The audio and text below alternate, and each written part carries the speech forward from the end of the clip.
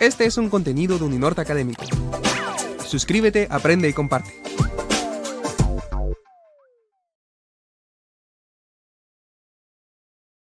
De los 28 años de la Cátedra Europa de la Universidad del Norte, con Suecia y Dinamarca como países invitados de honor. Cátedra Europa es un programa que impulsa el análisis de los principales desafíos de nuestra región vistos desde una perspectiva internacional, y queremos destacar a lo largo de estos años la participación de más de 3.000 conferencistas y más de 120.000 asistentes. Iniciaremos nuestra agenda de este 17º Simposio Las Sociedades ante el Reto Digital y el 5º Seminario Iberoamericano de Pensamiento Computacional CIPECO, con la intervención de la doctora Mónica McGill, quien será la encargada de inaugurar esta serie de conferencias en torno a la equidad, pensamiento computacional y ciencia de datos.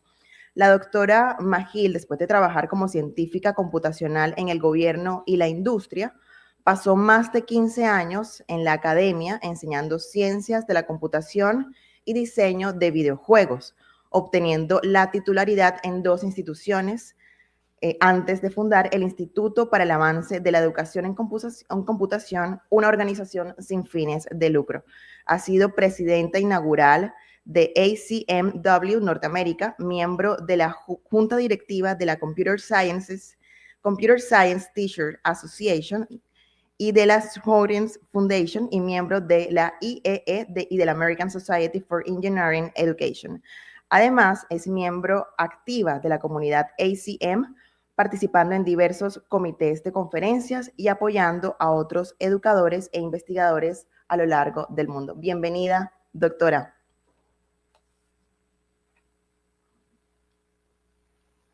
Good morning, everybody. Buen día. Thank you for having me, and I would have loved to attend in person, but we actually are in a unique position of just receiving 4 National Science Foundation grants. So we have been doing project kickoffs every week, so it's been a little bit hectic here. When I agreed to do this talk, you always start with like a high level type of abstract, and then when I started to drill in what I really wanted to cover, what I thought would be important to cover, this ended up being more of a smorgasbord of topics. So I won't be going really in depth into any one topic, but you're still going to see, of course, it's the evolving landscape of K-12 CS education, primarily in the U.S., from the U.S. perspective, and then I bring in some other elements as well. So I'm going to just go ahead and get started here.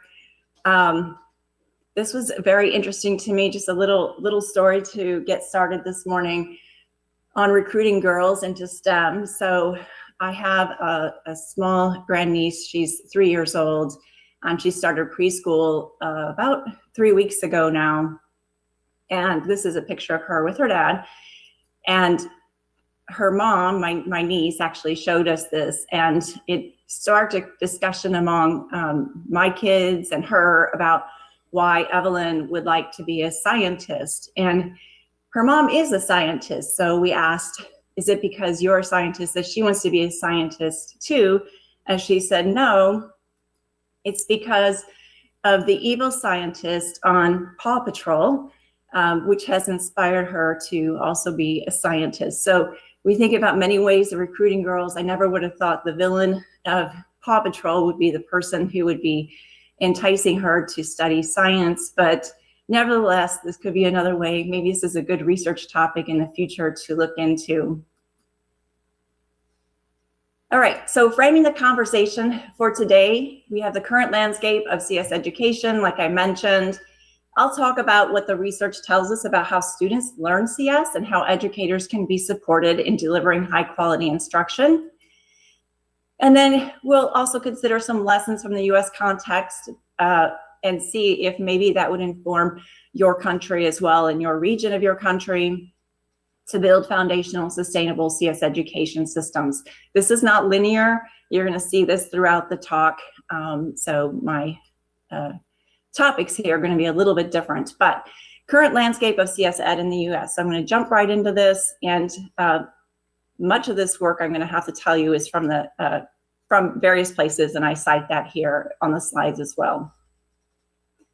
So let me give you perspective if you're not aware of how the K-12 public education system works in the US. So what I'm talking about when I talk about public, it is government funded, it is free for children to attend, and there is no national curriculum or standards in the US. So this makes it very challenging. Every state also may or may not have curriculum or standards in the US. So what we're really seeing is that in computer science and also other subjects, all 50 states have their own standards that they set for those states. So we're talking almost like 50 countries that we're trying to figure out how we get computer science integrated into schools.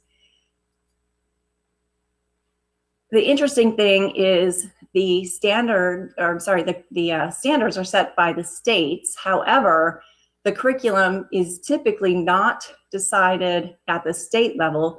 It's decided at the district level. So there are many, many districts in the US. In 2022, there were almost 19,000 school districts in the US, serving all 55 million students.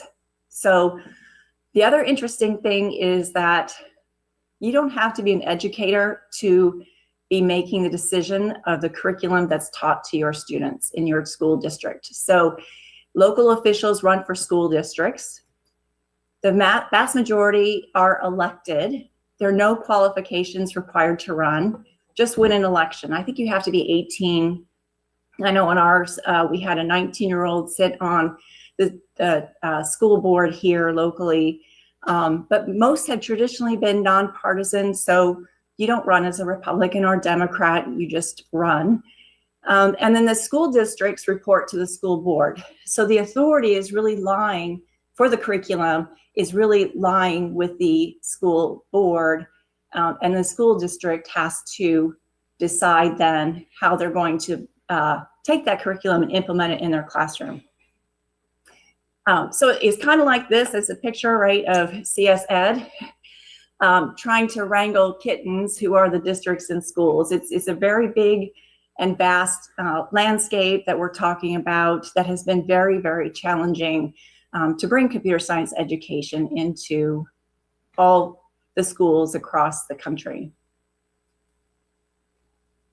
So keeping that landscape in mind, we kind of, and our team looks at this a lot, kind of disaggregate what's happening in the US using what's called the CAPE framework. So you may not be familiar yet with the CAPE framework, some of you may be, but this is just a way for us to think about what are those aspects of CS education that we have to be paying attention to. So this model was developed by Carol Fletcher and Jace Warner back in 2020, 2021. And underneath, at the very bottom, we have the capacity for CS education. So that's referring to teachers and funding policies, and do districts in all areas have the resources to train and certify their teachers? The next thing we pay attention to is access. So who actually has access, who is actually offering computer science in their school districts? So are they offering computer science in low-income schools or at similar rates to other schools? By the way, this is an equity framework, so we look at it in the framing of, are all children able to access computer science education? Next is participation. Are all students able to participate in CS education? And if there's any disparities in the participation levels. And then the top, what's at the top is sits at the student experience level. So what are the student outcomes? And do the outcomes differ by different student groups, by low-income groups, by girls versus boys, for example? So this has been a really critical model for us to really think about each of these 4 levels.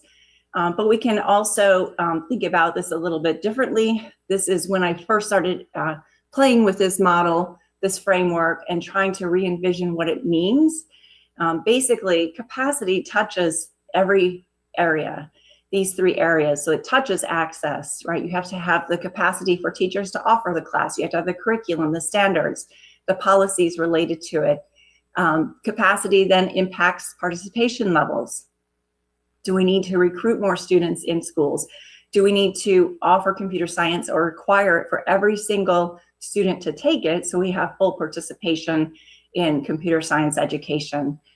And then lastly, it touches experience. So, you know, there's been a lot of focus, at least in the US, about access and participation. Every student should be learning. Every student should be learning.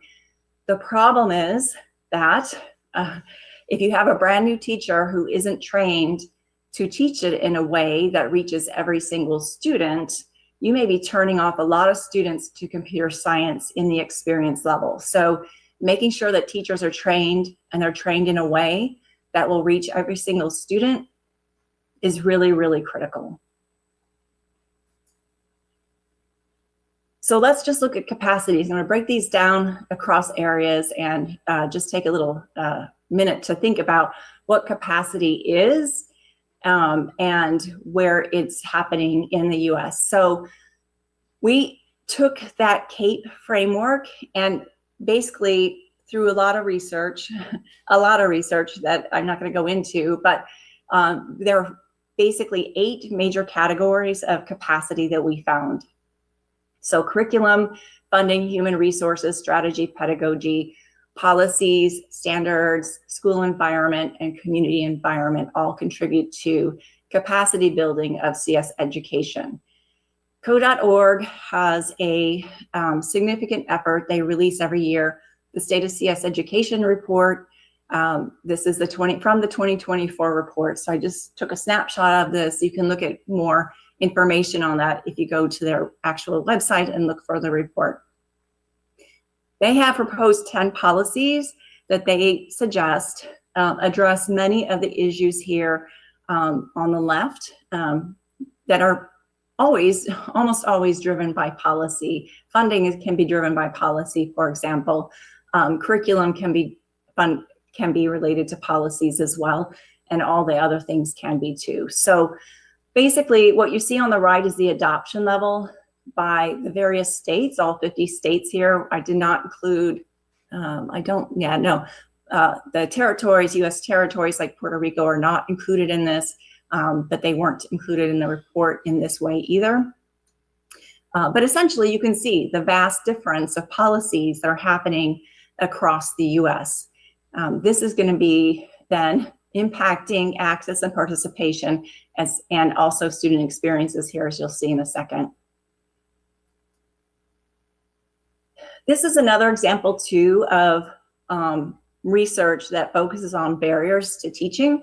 So, and this is a study that I did with Lacey Thigpen, who worked for us at the time.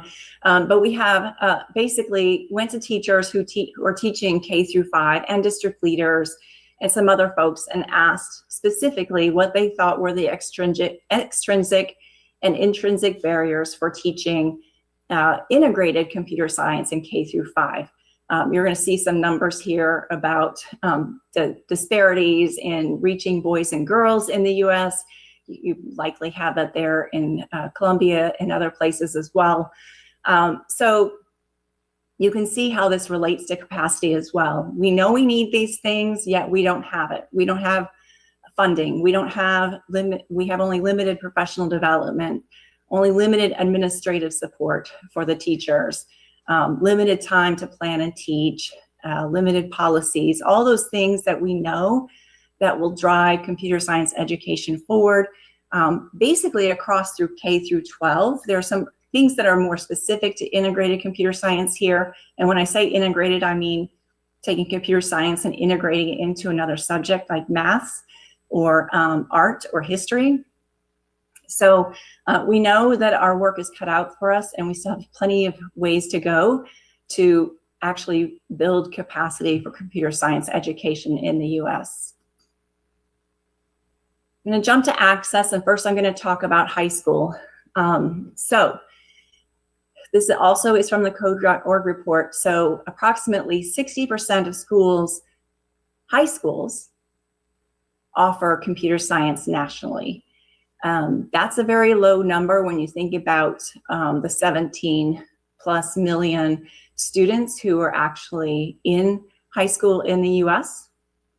And again, you're seeing something here that is how highly varied it is across the US, even just at the high school level. So if we look at Montana at the very top here, only a third of the classes are a third of the high schools are offering computer science to their students, just offering, not requiring. And over in Arkansas, for example, we have 100% coverage. And in fact, Arkansas was the first to hit 100% probably about 4 or 5 years ago. So they've been way ahead of the curve.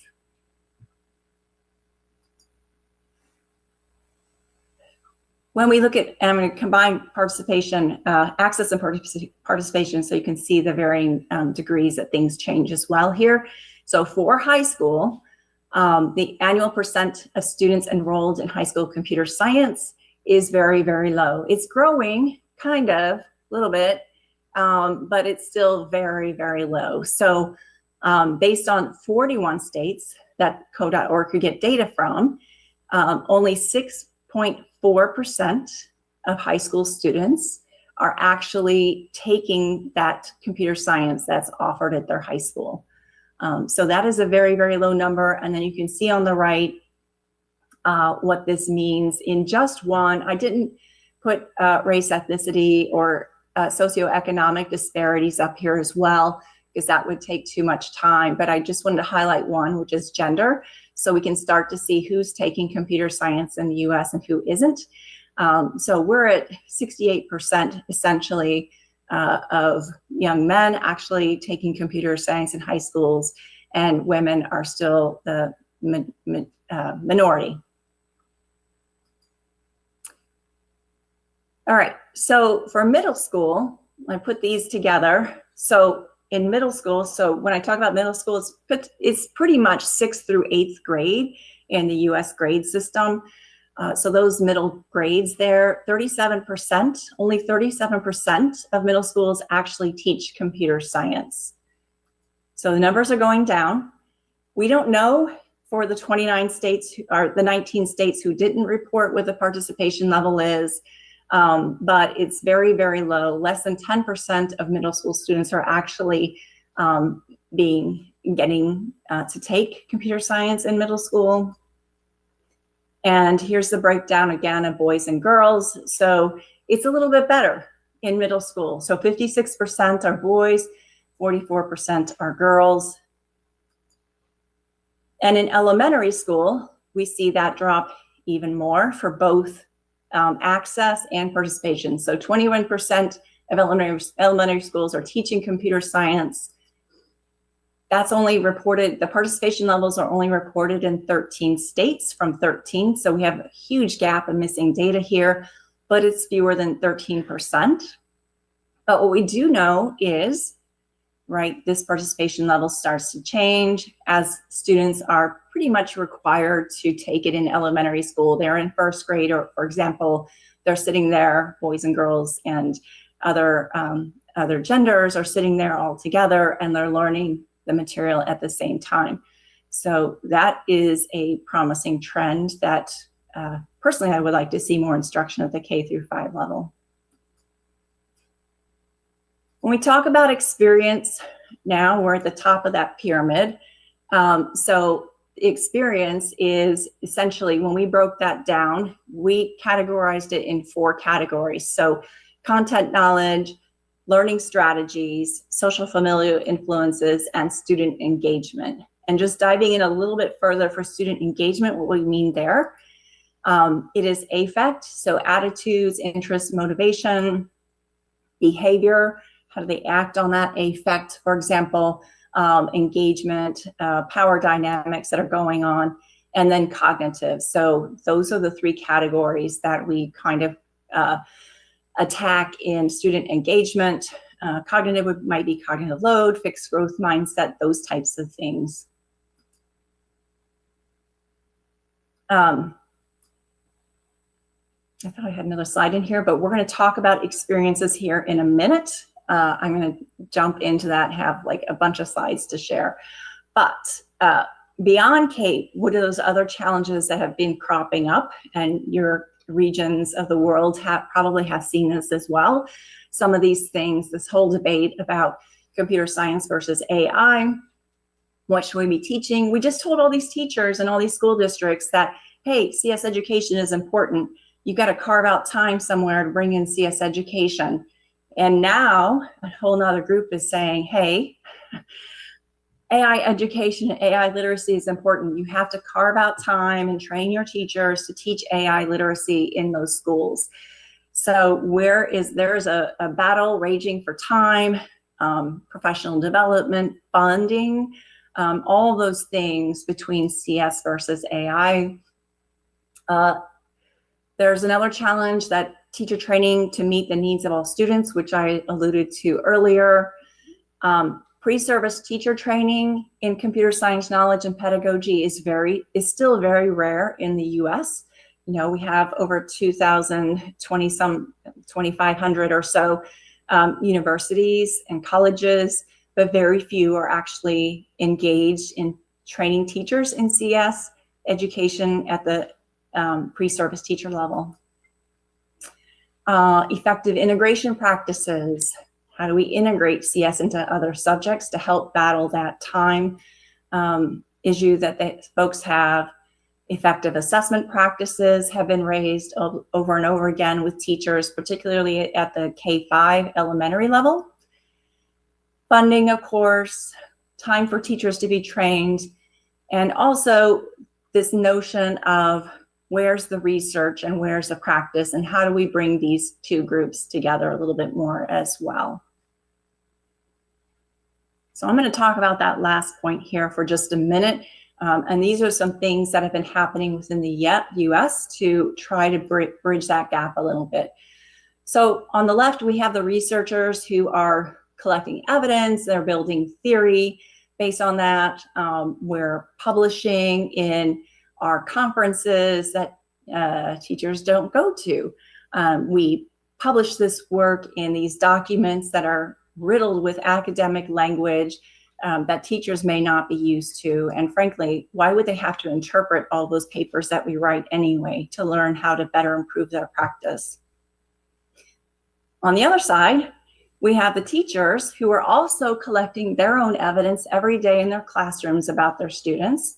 They're building their own theories, whether it's stated explicitly or just in their minds, right? They're building their own theories about how to teach better. It's often unpublished, but they share that with other teachers. Hey, did you notice that when you teach this a little bit differently like this, you might see these types of results? So they're not talking to each other. So how do we achieve meaningful research that translates into the classroom when our incentive systems don't support this and we don't actively work with each other? So I mentioned this, right?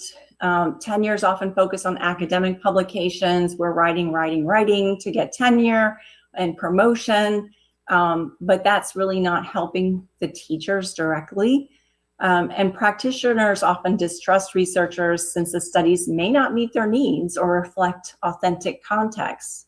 Might be interesting to study, but unless we're studying it with teachers and studying topics that actually help fix their classrooms or the struggles that they have, their problems with practice, then that can be another block. So basically, we need teachers and researchers to overlap. How they overlap and how they share and collaborate is going to depend on the project needs, but there has to be some way to better bring researchers and teachers together. And that's been happening very slowly in the US, but it has been happening. So we have basically in the past used something called university school partnerships. Those still exist as well, but largely driven by the US National Science Foundation. There's a partnership framework called research practice partnerships that actually situate research studies within practitioners' problems of practice. So they bring them together at the very, very beginning of the project, both practitioners and researchers. The practitioners define the problem of practice, and then researchers work with the practitioners to understand the problem and to develop and implement key questions, and then go through the research process, keeping the practitioners, working with the practitioners throughout this whole process. It does take time. You can't just drop into a partnership. It takes time to cultivate and maintain. So that is something that is important to think about. Oops, this happened before. But we really need to work together, and not only that, to actually translate the research in the end into a meaningful way for teachers to actually grab it and bring it into their classrooms is also really important. And there's more work on that too. I will say, I don't think I have the slide for that in here, but the National Science Foundation is working on something called translate from practice, translate to practice, TTP. So there's going to be a lot more focus of that here in the US over the next few years. The other thing that we're struggling with on the research side is having the evidence to confidently say an intervention should be adopted. You should really use this in your classroom because there are many reasons why. For one thing, there aren't enough studies that measure the same thing. For some reason, and it could be just we don't have enough researchers here in the US, or not enough research is being conducted, but we kind of gravitate towards that one research paper that said this is the way to go. And if you're trying to replicate that study or do something similar, I've gotten this back from reviewers that, oh, well, we know this already because, you know, Mr. Smith or Dr. Smith figured out the answer to this 20 years ago, so now we know. That is not going to get us farther along on the research curve by saying that. And there are a lot of reasons why that is problematic, which I won't go into right now. We need data that has integrity. I've researched this for many, many years.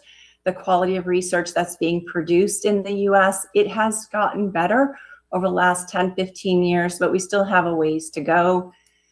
And then well-reported data. So how do we actually report it in a way that shows not only the things that work, but also the things that failed? Because that can be problematic, right? Who wants to publish your paper if it just says your intervention did not work? But in the larger scheme of things, we really need to have that data. So some of the infrastructure that I think needs to change to actually support more research, high quality research, publication of replication studies is one. Using similar and sound instrumentation to compare data across different studies would be phenomenal. Similar reporting to ensure meta-analysis can be conducted as well. The data is not there for actually us to do a quantitative meta-analysis across multiple studies, but it sure would be nice if we could move towards that in the future. All right, let me talk about some of the outcomes for experiences, and I'm going to present this a little bit differently. I'm going to present some of the promising practices and pedagogy that has been rising up. It's not limited to the US, but a lot of it is coming from the US as well. And, you know, I've been talking about K through 12, but you can easily translate this into post-secondary as well, especially these practices that I'm about ready to go through, which have evidence and research backing them up. So first of all, in any classroom, if you're teaching computer science, you need to think about what student needs do you most need to meet. So given your context, your classroom, your students, which pedagogy and strategies are going to work best for them. You know them best, right? You've been collecting that data as a teacher about your students, and now you can use that to choose what you think that will most excite them about learning. So let's cover these one by one. Active learning strategies. So these work elementary through high school and post-secondary as well. It includes activities like think, pair, share, peer discussion, hands-on coding activities such as unplugged activities. It promotes, we know the evidence is there to say that it promotes deeper engagement and better learning outcomes. So it basically increases student performance by getting them actively involved. And by the way, some of these you may know all of them, but hopefully there's some in here that you have not seen before. So just a couple of articles here that actually promote active learning strategies and have evidence for their for learning outcomes that have been increased. Unplugged activities for computational thinking. I know that you're all using it in different areas. This is primarily for elementary, but I've also used it teaching college students as well. Basically, hands-on, screen-free activities that teach key CS concepts like algorithms, conditionals, and loops. It really introduces and reinforces CS vocabulary, and we have evidence for that. It makes those abstract concepts more concrete, and it's developmentally appropriate for young learners. But honestly, like I said, I've used it at the college level. It does work and help as well for anyone new to computer science. And then there's some research, this is coming out of New Zealand actually, about evidence for unplugged activities. Culturally or contextually relevant pedagogy in computer science. This one's interesting if you are following some of the things that are happening within the education system in the US. We can't really say culturally relevant pedagogy anymore. So I have a way of talking about it. Basically, you're just meeting the needs of your students. That's making it culturally relevant. And every teacher does this, whether they use those words or not, or should be doing if they aren't. So all ages, it grounds computer science learning activities in students' lives, their experiences, and their communities. So it really drives up engagement, and it creates learning gains. So it's building relevance and a sense of belonging for students. And we have the evidence that says, yes, indeed, it does create learning gains, both in computer science and other fields as well, but particularly in computer science for this audience today. Block-based programming, I'm sure you've all used this at some level. It lowers entry barriers and helps students develop computational thinking skills. We have tons of research, and this is the first one that comes up with Shushi Grover, who will be talking here in a few minutes. She does great work, by the way.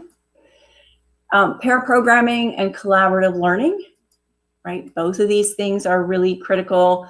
We have evidence that they work. It encourages communication, reduces frustration, and increases equity. So there is research on this.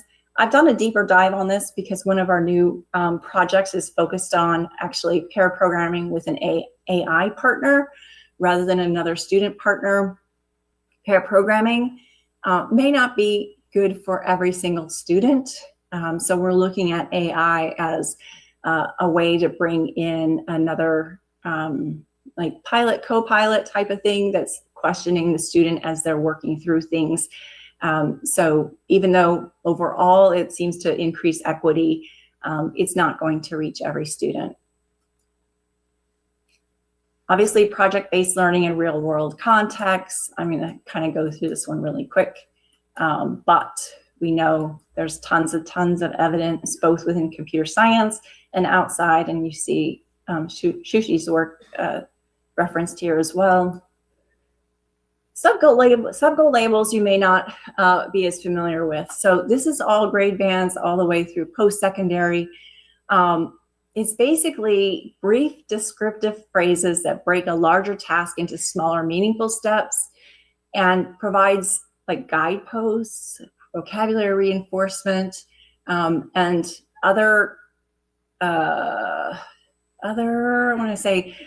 ways to really build understanding of computer science at very, very small levels with students. So this is Lauren Marjalou's work, and we're also hosting a webinar upcoming Tuesday, October 28th.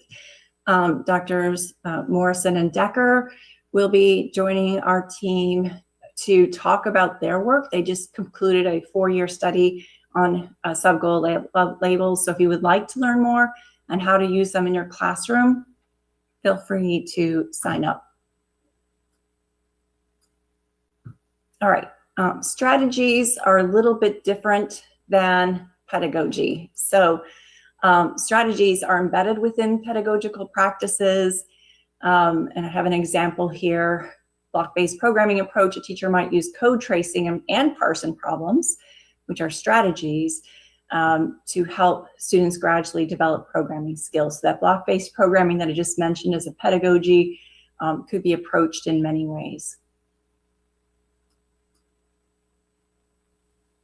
So I won't belabor the point with unplugged activities because you all know, I'm pretty sure you've all hopefully have used them in your classrooms. So this goes a little bit further into that. Let me go to the next one because there are a couple in here that are newer that haven't been studied as much. So use, modify, create progression is really good for upper elementary, middle, and high school. So it scaffolds coding experiences from understanding to adaptation to creation and encourages student agency. So it moderates their cognitive load and supports transfer of knowledge. And there's research on here, Diana Franklin's research out of University of Chicago, and other folks' research as well. Definitely a great strategy to use when you're teaching computer science. PRIM framework is also relatively new, at least in computer science. And this is, I believe it's maybe primarily out of the UK. I have to double check. I know Sue Settons and her team at Cambridge University have been really big promoters of this. So grade bands are upper elementary, middle, and high school. Definitely you can bring this into post-secondary as well. It's a structured way to engage with code before writing it from scratch. So you show them the code, you have them predict what it will do, then they run it, and then they investigate it, and then they modify it, and then they can make their own. So it's a very, very gentle ramp to learning how to code. So the work here is actually, both of these are Sue Settons and Jane Waite's work, and Maria's as well. So if you haven't been familiar with that, definitely we'll look at that as a practice as well. Block to text transitions, we're teaching students in Scratch or something similar, block-based language, and then in a couple of years we move them over to code. But there isn't always a gentle transition and reinforcement of what they learned in block versus what they're learning in text. So what we do know is that having that transfer of knowledge between the block-based to the text transition will reduce the syntax complexity for young learners while developing their logical thinking skills. And there's research out on that as well that supports this. And finally, I would be remiss to not mention work that we just concluded a couple months ago with the Computer Science Teachers Association on reimagining CS pathways. So essentially, this is the rampway for the new standards that CSTA is developing. Their last standards were published in 2017. These will be published next year. So, you know, a 9-year gap is pretty significant for computer science education because we know that it's changing a lot all the time. But basically, this is the underpinnings of the standards work that's going on right now. So community effort, very large community effort to reimagine computer science for the high school level. Actually, I don't want to say that. And I put it in here specifically, not at the high school level, but what students need to know before they graduate high school. Whether it's happening at middle school, as we know, some of these topics are getting pushed down into the lower levels. We're okay with that. But these are the things that we really want to be paying attention to. So on the bottom, we have the pillars, which are really critical. So impacts and ethics, it should be embedded throughout the courses. Inclusive collaboration, computational thinking, and human-centered design. So all those were a focal point, and CSDA is trying to make sure that the standards, the new set of standards, reflect these 4 things as they develop them. We rethought the topic areas from the 2016 version of the standards. So we have here 5. One is algorithms, programming, data analysis, computing systems and security, and then preparation for the future. And then this is new. We did not have, and CSTA did not have, dispositions embedded in their standards in the last couple rounds of standards. So we're really hoping that there are some, we know that there are unique ways to bring in dispositions into teaching. So building up students' dispositions and attitudes about creativity, sense of belonging in CS, critical thinking, persistence, we all know that's really important in learning how to code, reflectiveness, resourcefulness, and also curiosity. Ironically, these were, or not, as it may be, these were developed by the community. We guided the community, and then they came up with, like, I don't know, maybe 100, not 100, 80, 60, some dispositions, and we tried to narrow it in. We had votes to narrow it down. 5 of these 7 are directly related to self-regulated learning. We did not choose that. That is something that came from the educators, like I said, but it was really interesting to see the mapping back and go, oh, you know, we know self-regulated learning increases learning, and here we go. They are mapping that to that. So little confirmation there for self-regulated learning as well. All right, so I'm going to sum this up and then see if anybody has questions. So essentially, I love this quote, found it. Not sure if it actually was Albert Einstein. I'm gonna have to do a little bit more digging. But if we knew what it was we were doing, it would not be called research, would it? Yeah, it's a lot to think about the field as a whole and try to think about where we need more support for CS education, but also more research to support CS education as well. So that's all I have, and would love to hear if you have questions, and hopefully this resonated with some of you. Thank you. Muchísimas gracias.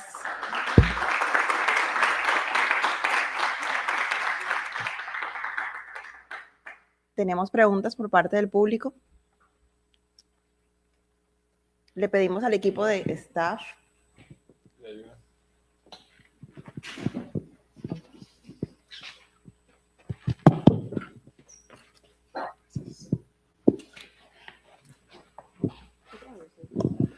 Thank you so much for your talk. I wonder about mathematical foundations in computer science. I don't know if maybe have you explored this approach related with discrete math or those kind of mathematics for computer science content for high school? I don't know if maybe you have explored these contents, because I see programming algorithms, but maybe, I don't know if there are focus on also these mathematical foundations that are important for building these advanced concepts. Yeah, so I can tell you, I have not studied it myself. But what I've learned from the community of other researchers is that at least within the U.S., teaching discrete math at the high school level is very, very challenging. These are a little bit more advanced concepts, and for whatever reason, it'd be nice to see actually how many students actually go through some of the upper level math classes that could actually take it and grasp it. That being said, there are likely ways to integrate bits of that in computer science. And I'm not sure if CSA, our advanced placement course, CSA, is actually encourages instruction in that area. So yeah, the discussion is, from what I've heard, it's going to be more likely for them to take it at the college level and not at the high school level, at least here in the US.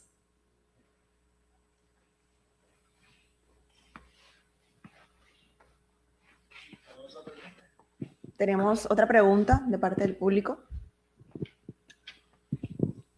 Thank you, Monica. I just have one question.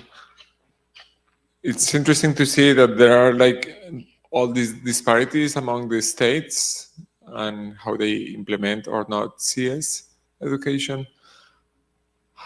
Is there any study to see if this is impacting like student learning in other areas like math? Like, are those implementing CS research, CS practices increasing also like math performance on students? I don't know of any studies offhand that are looking at that, but that's really interesting,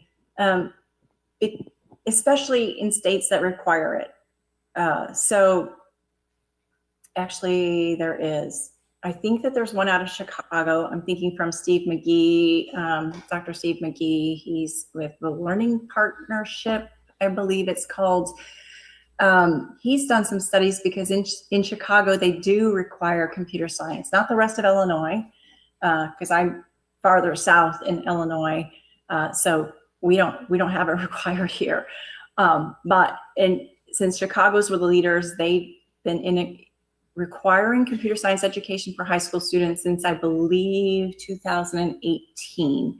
So they're in a full cycle, right? 4 years, we're past 4 years, students have graduated. And they looked at some correlations among that and other subjects as well. And I believe there has been an increase in other subjects, but I don't remember what it was. So I don't want to misquote, but if you look up Steve McGee, MCGEE, I can write it in the chat and somebody can share, but McGee, the Learning Partnership, and some of his work in Chicago, there's been some interesting work there. Thank you. Nuevamente, muchísimas gracias a la doctora McGill por su detallada exposición. Ahora continuamos con nuestra programación de este seminario Reto Digital, Simposio Reto Digital. Y ahora avanzamos con la doctora Suchi Grover. La doctora Suchi Grover es directora de investigación en IA y educación en Looking Glass Ventures en Austin, Texas. Es científica computacional y especialista en ciencias del aprendizaje de formación y ha estado comprometida con la educación en computación para los niveles PK-12, tanto en entornos formales como informales, durante más de 2 décadas. Bienvenida, doctora Grover. Gracias por acompañarnos esta mañana. Thank you. Can you all hear me? Perfecto. Okay. Let me just get situated here. All right. You can see my screen as well? Sí, podemos verla también. Okay. So I'll get started. Thank you so much to the organizers for this kind invitation to share my experiences and research in computational thinking in schools.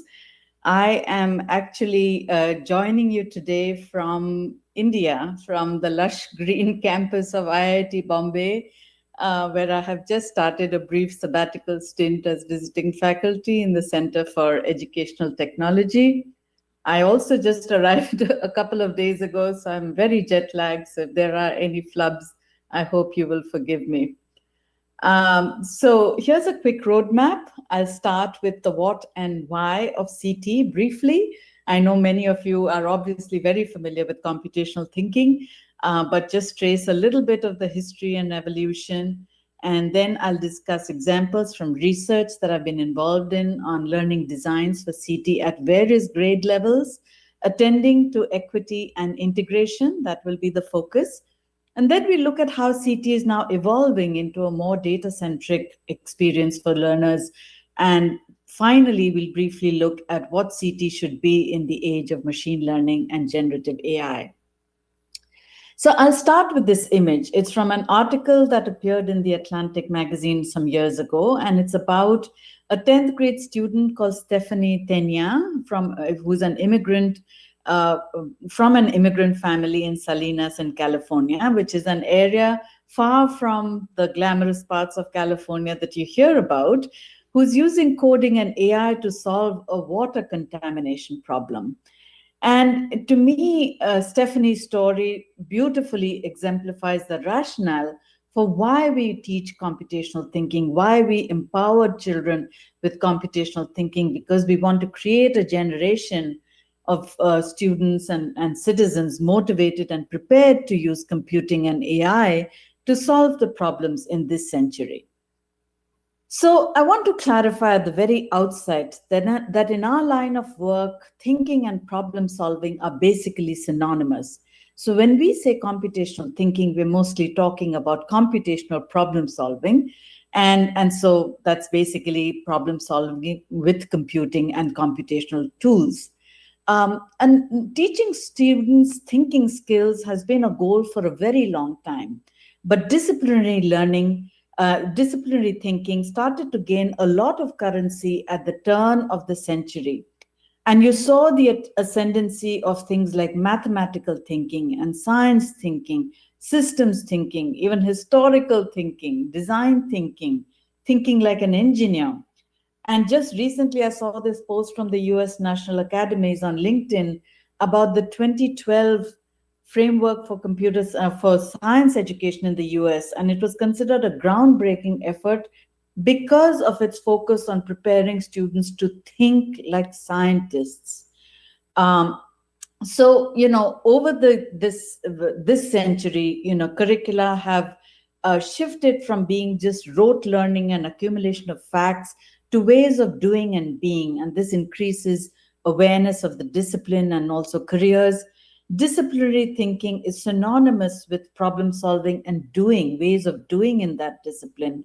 And most disciplinary higher order thinking skills share elements of reasoning and problem solving. So there are overlaps in, say, mathematical thinking and computational thinking. Many of them are sort of grounded in logic, etc. And, they involve learning of tools and skills and practices and vocabulary of the discipline. And most of the new curricular frameworks, at least in the US and maybe around the world too, for things like mathematics and social studies, all emphasize disciplinary thinking and ways of doing. And so there's thinking like a scientist, historian, mathematician, etc. So to me, computational thinking is this set of problem-solving skills or approaches that are involved in the practice of computer science and computational creation. And these sort of transcend programming languages. And computational thinking helps learners engage and apply computing in multiple subjects and domains. And this last part is important because unlike other disciplinary thinking skills, I feel more than mathematical or scientific, in an age where computing has become so pervasive, CT has become this cross-cutting 21st century skill, along with critical thinking and communication and collaboration and creativity. And these are what we might consider as life skills that all students must develop in order to thrive in any field of human endeavor. And for a longer exposition on this, you could check out this piece I wrote about 7-8 years ago about this, about computational thinking being the 5th C of 21st century skills. Now, this idea of this set of practices and thinking skills associated with computer science has been around for a long time. It started in the very 60s with George Forsyth talking about problem solving in computer science, Donald Knuth talking about computer science thinking, Seymour Papert, of course, talking about it in passing in his book Mindstorms, Peter Denning when describing the practices and skills of computer science. But finally, it was Jeanette Wing's work, paper on computational thinking that really sort of took off at the school level, this idea of computational thinking that everybody must learn. And so, even though it's been around and discussed since the 80s, this current push to teach all students in the school years has come from Jeanette Wing's 2006 article, which described these composite set of skills, including algorithmic thinking, abstraction, decomposition, automation, pattern recognition and generalization, debugging and evaluation, etc. You all must all be familiar with these elements of computational thinking, so I'm not going to go too deeply into those. And my paper with Roy P. was perhaps the first at that time to situate the idea more squarely in the context of computer science education research and highlight gaps and ways forward. But since then, there have been several flavors of computational thinking, some that emphasize more self-expression and creativity, like Mitch Resnick's work, computational action, or CT for social good, which came from Hal Abelson's work. More recently, Yasmin Kafai and Chris Proctor sort of expanding the notions of just the cognitive to include situated and critical framings, which are very necessary and sort of were included in all our designs, but articulating it more clearly. And more recently, I just saw this framework this year that actually has one of the pillars of computational thinking along with algorithms is data. And one can see where we are headed with that. But over the years, there's been a lot of research. Of course, Monica has just gone over a lot of this research done on pedagogies for engaging students in computational thinking. And these usually involve coding and programming, of course, which is fun and effective and, engaging. But there's also unplugged activities and approaches that, can be very useful and necessary sometimes.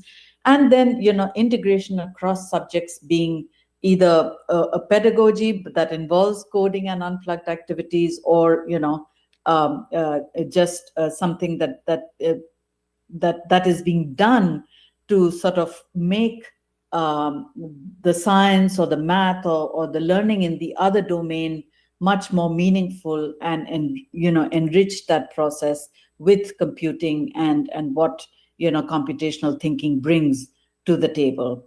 So let's see. So with that, I will sort of look at a few examples of these pedagogies in action and approaches for designing CT experiences that are equitable and integrated with other disciplines.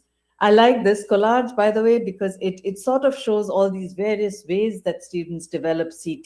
There could be these unplugged activities like we talked about. It could be group work at a computer. It could be students working individually in simulations or digital environments, or just, sitting with physical computing and doing things together. Anyway, so my first example is from a pre-K or preschool project that aimed to strengthen early science and mathematics learning at home and school. And although the ideas are for the 3 to 5 age group, they can easily basically be applicable for the K through 2 level as well. So, in this project, we approached, this integration by finding productive points between early learning activities and goals and the STEM activities, early activities and in STEM, and how they map with computational thinking. So for example, little children do a lot of comparing and contrasting, sorting, labeling, predicting, patterns, sequencing, those kinds of things. And these map very well to ideas of pattern recognition, abstraction, algorithmic thinking, etc. And we designed a sequence of digital, there was no coding activities, but it was a digital game that we designed. There were unplugged activities, etc. And the key thing in this particular project, and this was our approach for equitable design, was to connect learning activities to students' lives and leverage what we call funds of knowledge in their families and communities. And we made a very conscious decision to sort of bridge the home and school work. And so things that were done in the classroom with supporting activities done at home with families, parents, siblings, grandparents, caregivers, etc., which meant that we had to work very extensively both with teachers and with parents and caregivers, mostly in Hispanic families, to co-design activities based on age appropriateness and family contexts. And so we came out with this suite of about 20, 22 or 27 activities, that were meant for school, and then mapped activities for home as well. And one of the most popular activities, just to give an example, was the Play-Doh activity, where students had to, create these various creations, but they thought about problem decomposition through this activity, because you can subdivide this task. These tasks, and we could even have students working in pairs to say, what might you make and what might you make, and in that process they're sort of decomposing the problem. And in addition to the unplugged activities, like I said, we had designed and iterated on 2 digital apps, which are also there on the App Store, one which focused on algorithmic thinking and the other on shapes and abstraction. So City Walk was this app which basically involved guided progression for directional skills. Now you have to understand these are young learners, so that is also something that they're learning. Algorithmic thinking, scaffolded debugging, compact representations for repetition, and the Better Building app focused on shape recognition, noticing and sorting, and abstraction. And the way we operationalized abstraction was basically noticing salient characteristics of shapes, color, shape, size, etc., to classify and label bins. And it was also given a problem-solving orientation to say, if you had to make XYZ object, how might the blocks be sorted, to make that activity more easy. And it's sort of the precursor to, sort of object-based, object-oriented programming in a sense. We also have a paper on our assessment that's about to appear in print. It was sort of a first of its kind CT assessment with item formats that are suitable for young children. These included open-ended verbal responses to a verbal prompt, verbal responses to a picture prompt, selecting by pointing, indicating. This again, is equitable approaches that can be used in later grades as well, and the use of hands-on manipulatives to demonstrate a response. In our research, we had sort of a quasi-experimental study where some classrooms were in the home and school condition, and some were just in the classroom condition. And without going too deeply into the research, because there's a lot to cover, all I'll say is that there were significant improvements detected from pre to post for the children who were in the home plus school condition relative to the comparison condition. Actually, there was no significant difference in pre to post for classroom only. So that was something we needed to look at.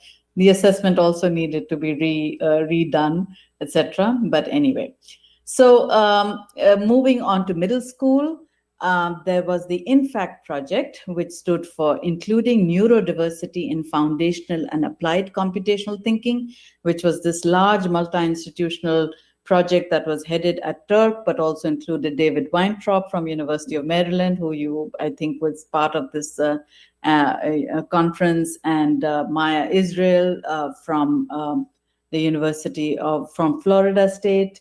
And so here, we focused on designing for neurodiverse learners, students with autism or ADHD and other learning difficulties. We introduced students to problem decomposition, pattern recognition, abstraction, algorithm design, etc., through unplugged and digital games, robotics, introductory coding activities. And here again, we used examples from daily life that we extended into various applications. So, in paying attention to inclusion for a wide range of learners, in fact, this project recognized that the learners bring not just deficits, but assets to every learning situation. And by adapting those strengths and weaknesses and providing the right kind of cognitive and socio-emotional supports in the classroom, we can really help every student succeed. And one quick example is the Zumbini's game, which is this award-winning digital game where students use computational thinking to sort of go through various tasks. One of the adaptations made as part of this project was to add things like these graphic organizer tools or highlighting tools, etc., so that students can sort of think through the conditional logic, etc. And these, supported learners' executive function. And we also relied heavily on universal design for learning to sort of use multiple ways for students to express and engage with CT. Like I mentioned in the previous project, it could be gesturing, moving, drawing, writing, speaking, etc. And also multiple subject contexts and coding approaches. One unique aspect of this project was that every learning sequence in fact was divided into, followed this progression of activation, foundation, applied, and then a wrap-up. So applied activities basically motivated and prepared learners for the sequence topical activities. Foundational activities provided a conceptual foundation and knowledge associated with those CT topics and practices. Then students applied those using in the applied activities such as coding, etc. And then the wrap-up included assessments and reflection, etc. And as an example of foundational activity, one of the activities in the buffet of activities was this dice game from my previous Vela project on concepts before coding, where we used, this very simple unplugged game to bring home to students the idea of conditional logic and conditional logic and Boolean logic. And an example of an applied activity was a Scratch programming, games and things like that. But the important thing was that students were given, graphic organizers and project planners that sort of, Maya Israel's work on creating these using universal design for learning. So that was a very, brief look at examples from elementary and middle. But, you can see that CT can operate at various levels, simple to complex. And what we saw mainly was sort of unplugged activities and creating simple programs which bring together these ideas. But at the high school level, you want students to be doing more with computational thinking, going deeper, engaging in practices like modeling and generalizing and predicting, etc. So one quick example from there was our C2 STEM project, in which middle and high school students program scientific models and simulations in NetsBlocks, which is a version of the SNAP programming environment. And here again, our approach to the integration was to bring in the science framework, the next generation science standards, and the K-12 CS framework, and map the domains and then design tasks with these integrated learning goals. And I will just play a brief 3-minute video that describes this project. Hopefully you all will be able to hear it. Computing knowledge and skills provide the foundation for modern competency in a multitude of STEM-related fields, prompting research on how to best prepare students for the 21st century workforce and for lifelong learning. Collaborative Computational STEM, or C2 STEM, incorporates a learning by modeling approach in which students build, simulate, and test models for the synergistic learning of the STEM domain, such as physics or marine biology, and computational thinking concepts and practices. So what's very difficult and tricky in middle school science classrooms is incorporating computational thinking and mathematics, and really seeing kids make the connections between science and math, and how modeling actually works in science to make predictions or to learn things about our universe. Within C2 STEM, we not only utilize an evidence-centered design approach to curriculum development, but we have also integrated data tools and domain-specific programming blocks to support the range of student abilities and to ensure we meet required curricular standards and NGSS practices. Our curriculum is supported by formative and summative assessments and preparation for future learning assessments, designed to study how students generalize concepts and problem-solving strategies learned and apply them in new problem-solving situations. We implemented an experimental study in a physics high school classroom over the course of one semester, in which instruction was led by the same teacher and all students were responsible for taking the same classroom assessments. Results indicated that students taught with the C2 STEM environment not only showed stronger learning gains in physics and computational thinking, they were more likely to apply more flexible problem-solving strategies on the PFL assessments. But C2 STEM does not stop there. And then what I also love about it is that, you know, we didn't just stop with like the physics, because that's a very kind of easy, like, oh, physics and math and computational thinking. That's great. That's all on like the same plane. I get that. But then we kind of took it to the next level and we applied it to a biological system, which can be very scary because biology doesn't work in a nice linear kind of mathematical equation all the time. So how we can represent these living systems in a very computational way to make predictions about, you know, what happens to corals when the temperature increases, or what happens if their zooxanthellae gets expelled and reabsorbed. As you can see, there are a lot of exciting new ways to implement computation. Computing knowledge. All right. So in the process of, so I think I flubbed on my animation for this slide. Anyway, so in the process of, you know, this process of integration, as you can see, is not very trivial.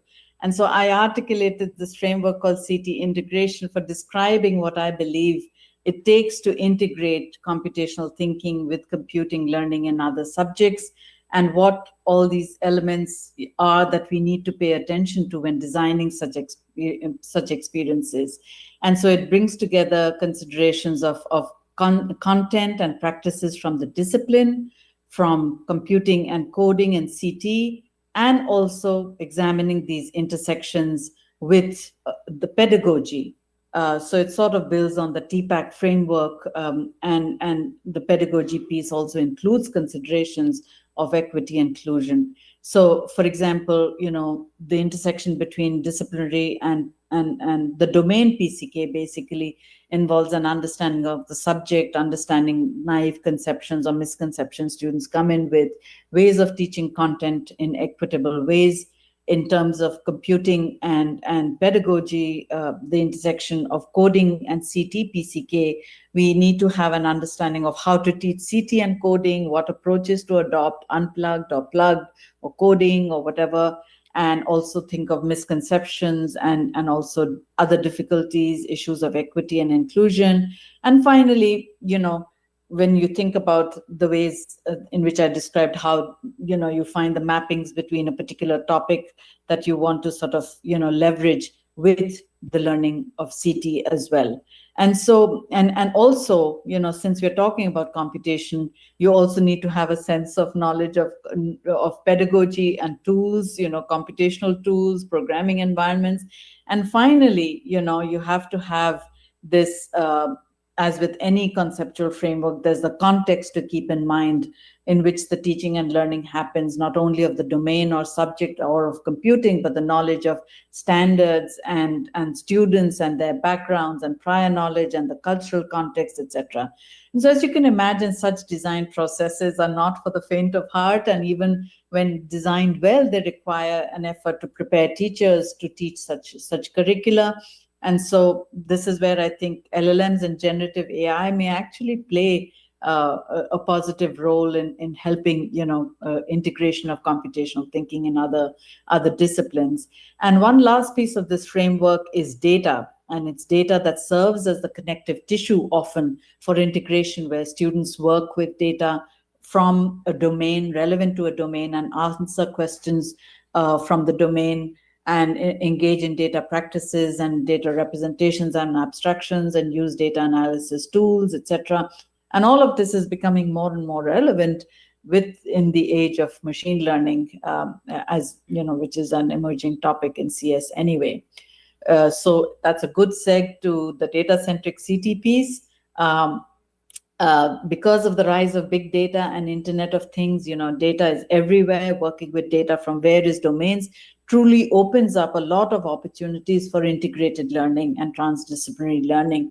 And it also affords students the abilities to work on projects of their own interest, including something that's maybe local to their community or in which they live.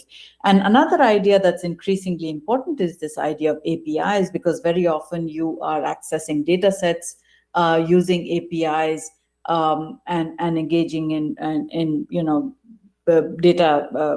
data retrieval, data cleaning, all those data practices. But basically this idea of APIs and how to use them and access data sets, etc., and web services is becoming an increasingly important piece of computational creation. So in that context, I'm going to share examples from one very recent project called CS Frontiers, in which we aim to engage high school students, especially girls, in emerging topics such as machine learning and AI and cybersecurity and distributed computing, basically all those topics of computing that impact students' everyday lives, but they don't really get to engage a whole lot in regular school CS curricula. And there is a final module on software engineering which gives students the opportunity to, you know, develop a capstone project in one of these things that they have learned in the earlier modules. And we have leveraged a large body of research in STEM education on engaging girls in STEM and especially computing, pedagogies such as project-based learning with opportunities for collaboration, how interactions with role models and seeing others like them represented in the field helps girls envision their future selves, teachers and parents and people in their lives who support and nurture them, working on projects that represent meaningful and socially consequential activity, and then connecting with real-world experiences and to other subjects. And so, you know, these were the essential ideas and philosophies that underpin the CS Frontiers units. And, you know, one key aspect is that instead of integrating computing into a STEM classroom, we're actually bringing questions from other disciplines into computing classrooms.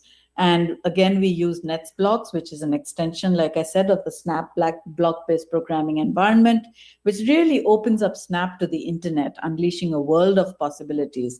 So there's a simple call block abstraction, which basically, you know, accesses APIs, and so students can access data sets and web services from across the internet.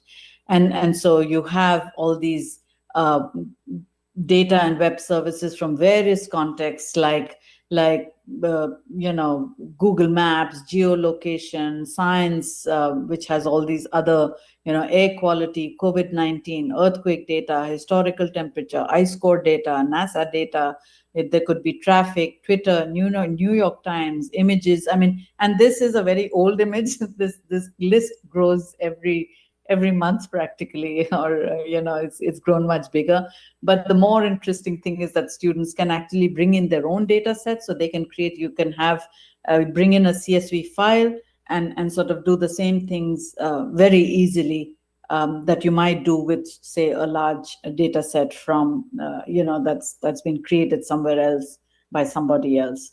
And so a quick example, you know, students can call the climate service, which gets data on the carbon dioxide levels from the Mauna Loa Observatory. This is data that is collected by the National Oceanic Atmospheric Agency, NOAA, in the US. And you pass that data to, you know, give the start year and end year, and give the chart, pass the data to a charting service. And within, you know, seconds, students have this amazing visualization of carbon dioxide levels from 1960 to 2020. And students can also interrogate cultural data sets like the Internet Movie Database in various ways, discuss topics of, say, gender equality in the movie making industry, etc., gender equity issues, or other social justice themes. Here's an example of accessing data services on the internet like Google Maps and weather data. Similarly, for displaying and navigating a sky map for students who may be interested in astronomy, for example. This is a student project where students use the online movie database to create a trivia game.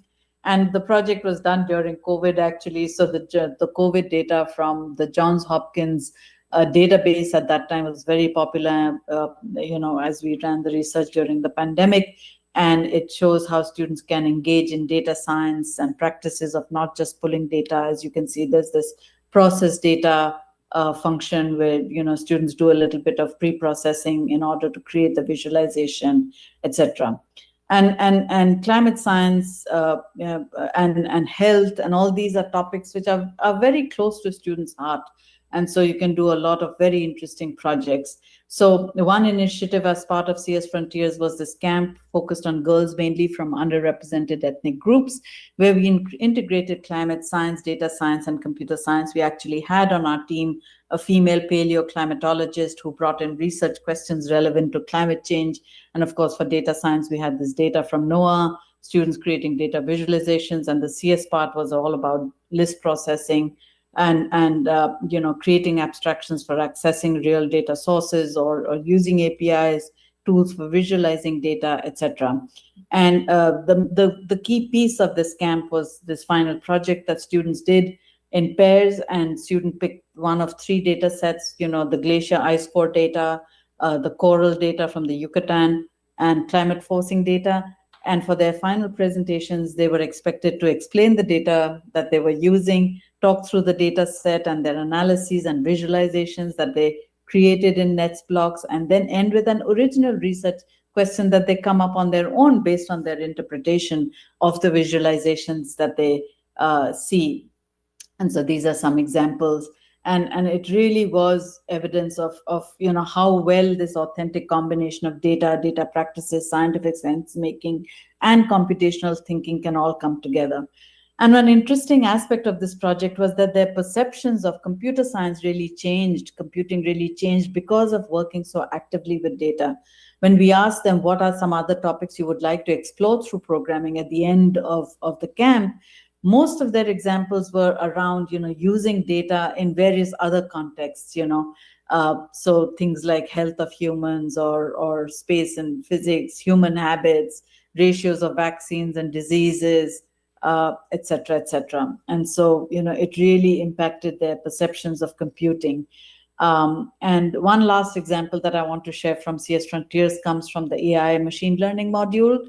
A couple of small examples from there of how students, access APIs and data sets on things like sentiment and natural language processing and sentiment analysis.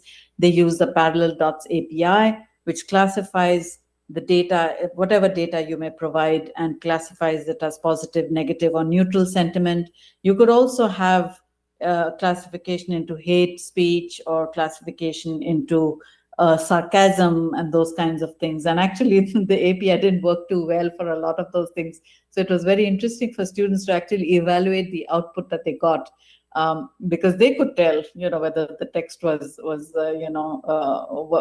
positive and negative or sarcastic or not, etc.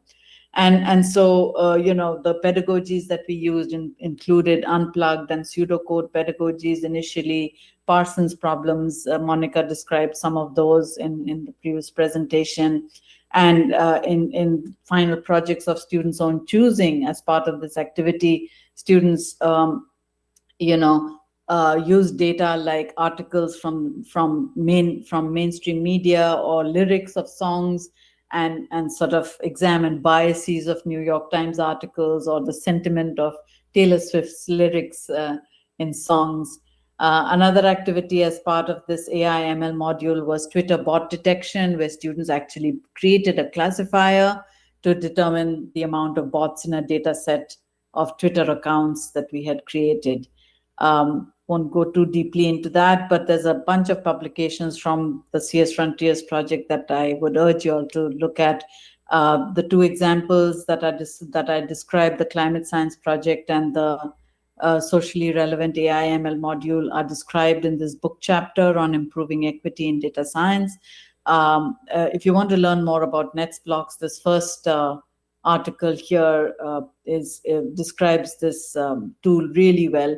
I just feel that, as computational thinking is evolving, we need our tools also to evolve, to be able to give students the ability to access data sets and APIs, etc. And so that sort of brings home that idea. Before I move to the last section, I also want to share that the A to Z handbook on teaching programming has several examples on integrating with subjects and with data. For example, the physical computing chapter authored by researchers from the Raspberry Pi Foundation, Sue Sentence. Monica mentioned her work in a couple of contexts in the previous presentation. They shared these activities like this one, where students use the Raspberry Pi computer with the Sense Hat add-on boards to, say, create a greenhouse that needs to have an air vent opened when particular temperature is reached and closed if the temperature, drops or if it is raining.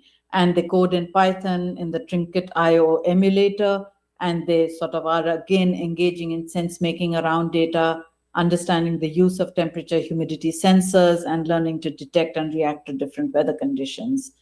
All right, so with that, we move on to the last section on, computational thinking in the age of machine learning and generative AI. And so the rise of data in CT experiences is not the only change that we are encountering. There's another shift happening. The computing paradigm itself is also changing. It's different in machine learning, where traditional programming required a set of rules and data to create an algorithm and produce outputs deterministically and with 100% accuracy. The machine learning paradigm involves providing the machine with a bunch of data and a definition of success, and getting as an output an AI model that will work on unseen data and make a prediction to some degree of confidence, right? So it's a probabilistic notion of success. And this comes interestingly well through in this video, extremely well in this video called The Truth About Algorithms by Cathy O'Neill, which we use often to sort of, share about biases, algorithmic biases, etc. And here's how she describes the algorithm in the video. She basically says that to build an algorithm, we need only two things, essentially: a historical data set and a definition of success. So I build an algorithm to cook dinner for my family. The data that I use on a daily basis is the ingredients in my kitchen, sometimes the time I have, and the ambition that I have for dinner. And then I assess the dinner after the fact. Was it a success? And I define that because I'm the one who's building the meals, and so I'm in charge. And so there's an element of power. Whoever is developing that algorithm is basically has a power element, on deciding what success means. And that's where, these issues of who is creating these algorithms, etc., happens. But think about, when you think about this idea of algorithm and algorithmic thinking, it's so different from what we have been talking about in these past years as part of CT, as algorithm being the step-by-step set of instructions to solve a problem. Clearly, this idea of algorithm and algorithmic thinking is very different in machine learning. And these evolving distinctions have been articulated really well by Marty Tedre and his group, and they call it CT 2.0. So while CT 1.0 was rule-driven and, have design an algorithmic solution, etc., things everybody is familiar with, CT 2.0 is this data-driven paradigm where you're sort of working with data, training a model, and it's much more inductive rather than deductive. It's much more black box. You can't really debug these models. Often you don't even know what's going on inside them. And it's non-deterministic. It's probabilistic. And so that's a huge change that we want students to sort of understand in addition to the older CT. And and of course, the old notions of data literacy that we just talked about, for example, in the CS Frontiers modules, are also expanding to include ideas like data agency, where you emphasize students' ability to not only understand data, but also actively control data flows and use them wisely and ethically I mean, this is the part about, ethical and equitable, and data equity is also another part of it, which advocates for shared responsibility and fair data practices that respect and promote human rights and opportunities and dignity. And so these shifts are obviously necessitating a new CT in the age of AI. So Yasmin Kafai and I wrote this article that was the paper that was presented at ICLS this year, which basically says that we now have to understand, students obviously in the conceptual part have to understand both the earlier CT 1.0 and CT 2.0, which is data-driven and probabilistic, etc.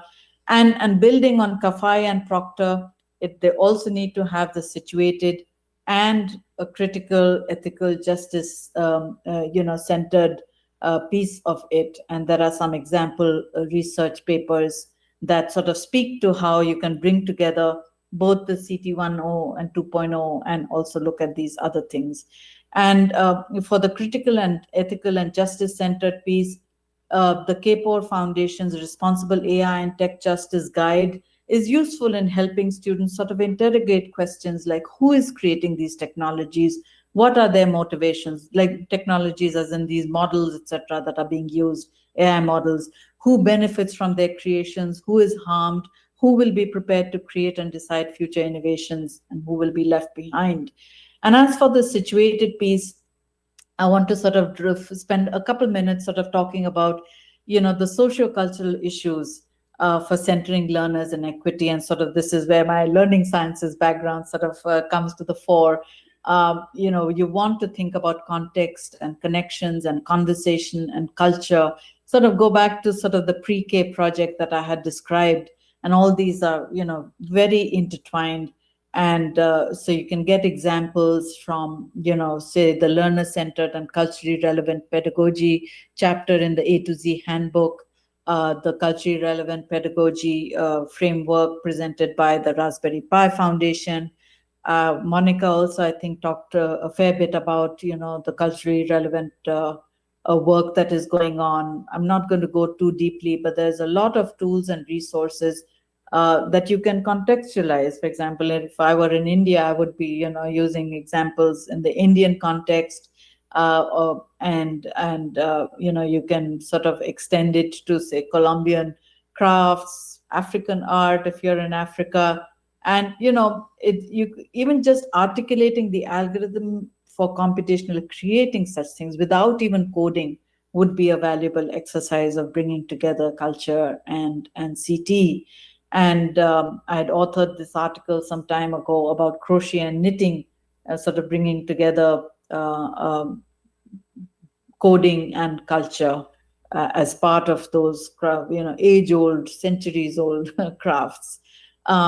And there are good examples, again, in the A to Z handbook, like Colby Torfel-Greel and Kristen Searle's work at Utah State University on how they sort of design these computational thinking projects based on, either the Japanese internment, things from history of the US or from the Underground Railroad, chapters that, of history that sort of bring to the fore, troubled times and how students can sort of develop a deeper understanding of those things, topics which are very difficult to sort of discuss in classroom, but when students sort of create computational artifacts as part of it, it becomes a meaningful activity for all learners.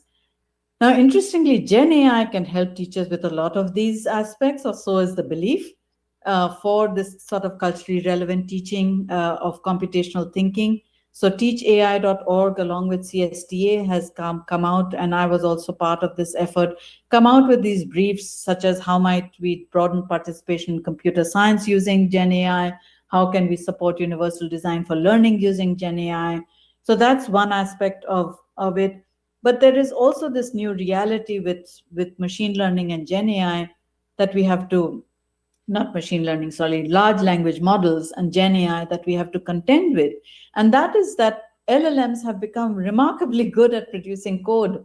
They are no longer even, at the level of code that's developed at the K-12 level, there's hardly ever any errors, in terms of conceptual semantic errors created by the LLM. It may be different if the student or the prompt is not explaining it proper, explaining the desired goal properly. And so, they can create good code. They can also include code for, produce code for block-based programming environments. For example, this is an output from GPT-4o a while ago, where I asked it to produce code for the rock, paper, scissors game, which is a very popular exercise in K-12 when you're introducing conditionals. And so even though it doesn't produce the visual block code, it provides detailed instructions of what sprites to create, what code to put behind. It also explains, things like with titles like code for determining the computer choice, determining the winner, etc.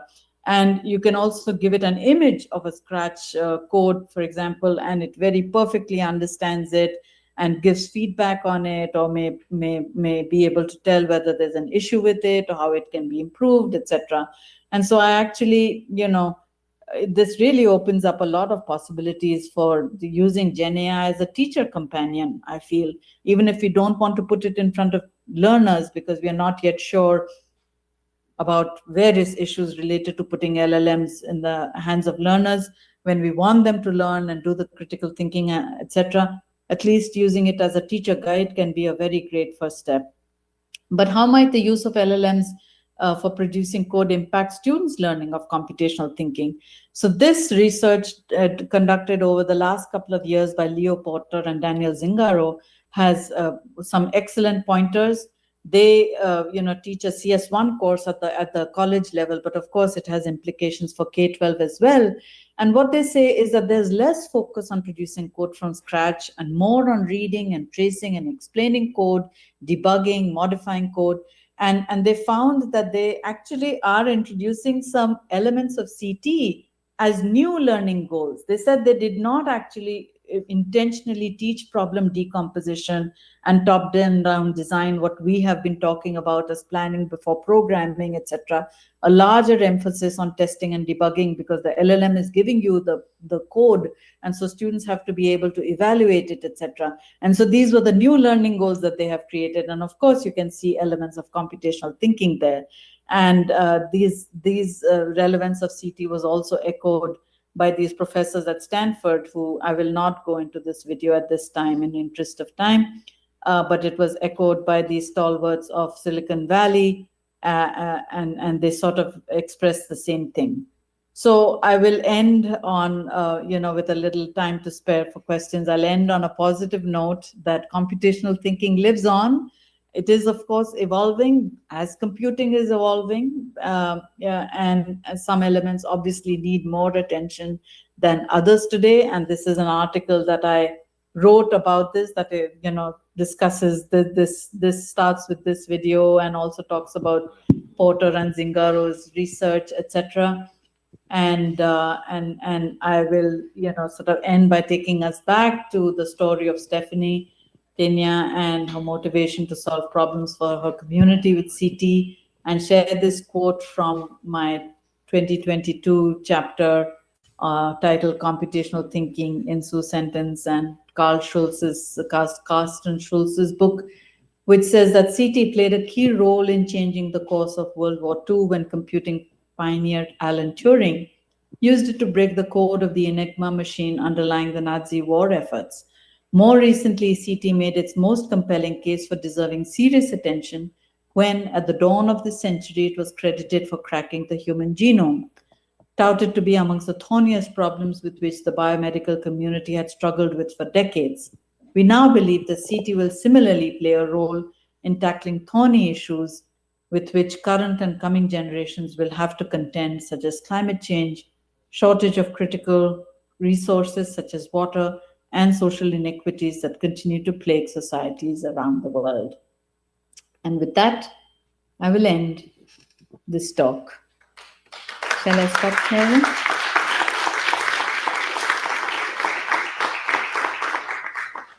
Muchísimas gracias, doctora Suchi, por su intervención. Abriremos un breve espacio de preguntas por parte del público.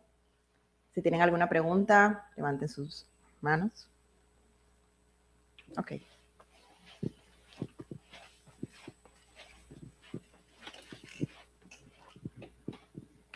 Too much to think about. So sorry, my English so bad. No sé si puedo hacer la pregunta en español y alguien me lo puede Sí, traducir sí, en puedes inglés. hacerla en español. Ok. Este uso de la IA como para el aprendizaje informático es muy interesante y me ha llamado la atención, pero tengo una duda porque siempre ha habido este como debate de si la IA está como complicando o ralentizando el aprendizaje porque algunos dependen de ella. Entonces no sé si hay como están tratando de usar un mecanismo para como que la IA nos ayude a aprender y no esté como reemplazando nuestro pensamiento crítico en ese aspecto.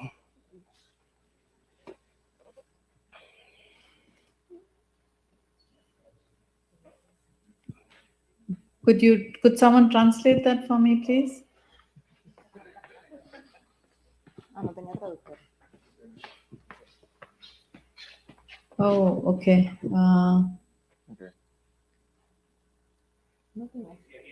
Oh, there's a different.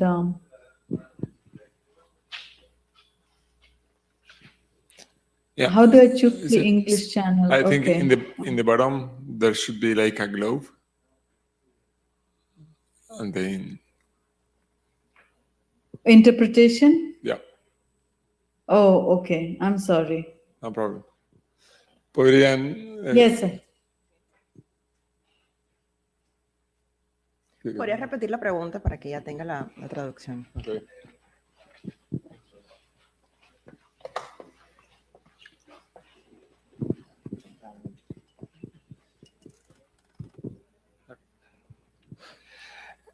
La repito en español, ¿no? Sí. Sí, okay. Mi pregunta es si que la forma de la que se está implementando este aprendizaje con la IA está siendo de forma eficiente para que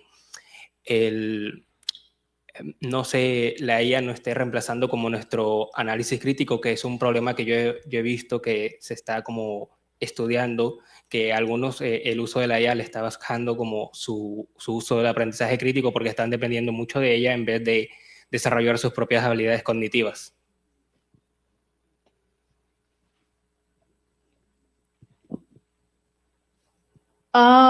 So, I mean, clearly this is a very fast-moving sort of field. We are still trying to figure it out, how we might sort of provide students with experiences where they develop AI literacy and you know, the skills to use AI, but at the same time don't lose all what we value as important learning, important skills and learning goals. Critical thinking and all that we have talked about as, you know, goals for student learning, so that they don't lose that. I think at this stage we use generative AI, etc., very judiciously in the classroom. We ensure that students sort of have experiences where they don't use Gen AI, but, you know, build the foundations. And once they have a sense for, you know, these foundational ideas and concepts that we want them to learn, then they can sort of maybe use generative AI to, you know, build a project, etc. But, you know, ways of what the final learning output should be, how we assess it, also has to change. And in fact, that's why from that Porter and Zingaro's paper, I also added the assessment piece, because the assessment piece has to ensure that we, you know, are able to understand what students' thinking has been, what their process has been to create, say, a project.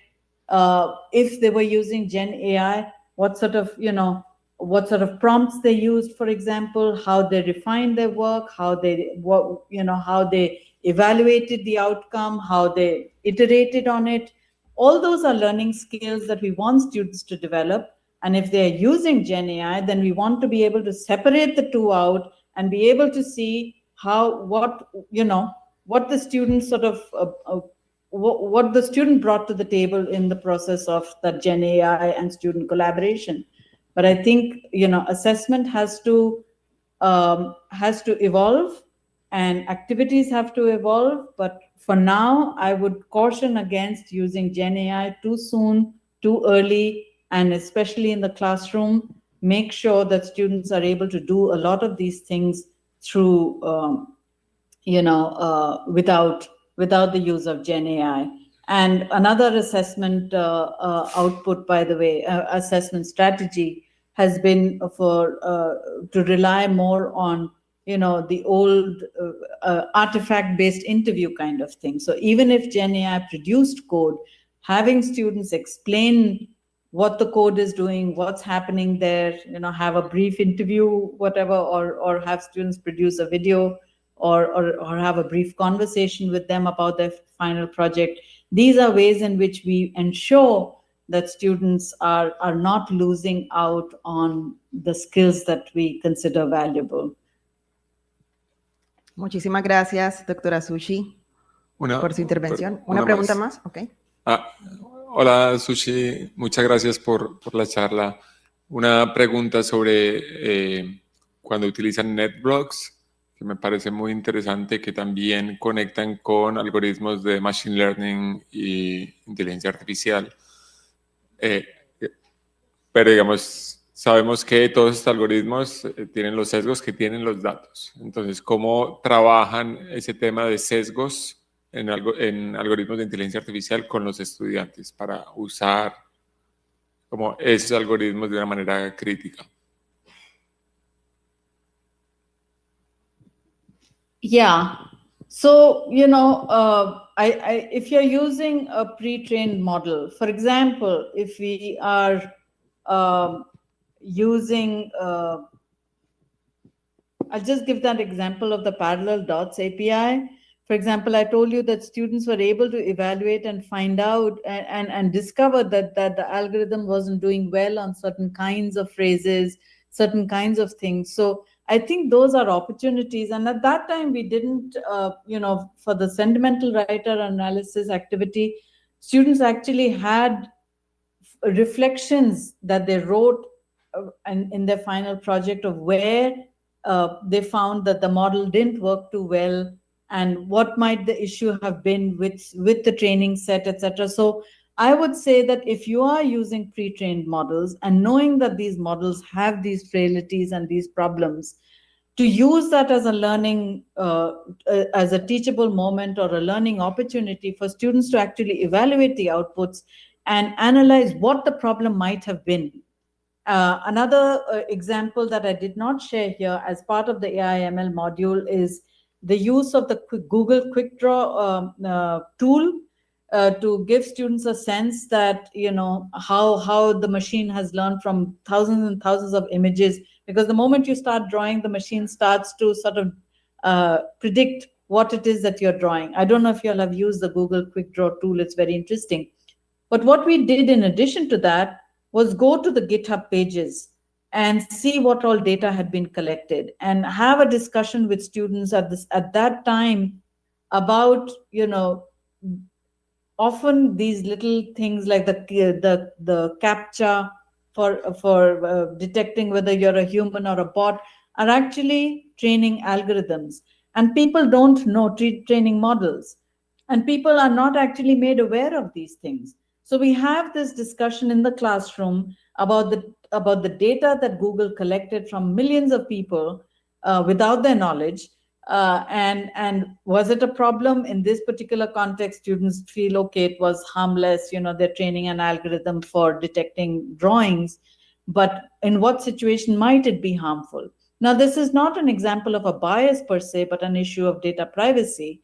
But it brings home the idea that as you're teaching students to use, as you're using these tools in the classroom to teach students things, make sure that you intertwine the interrogation of the tool, conversations about biases, conversations about data privacy, and all these other issues that are problematic, intertwine them with the use of those tools in the classroom.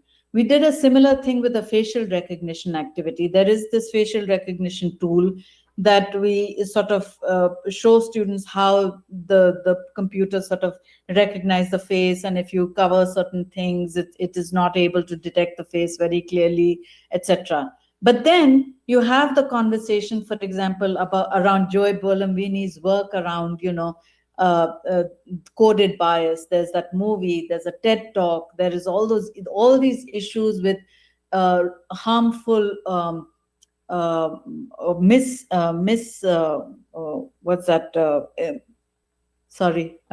this is my jet lag brain fog.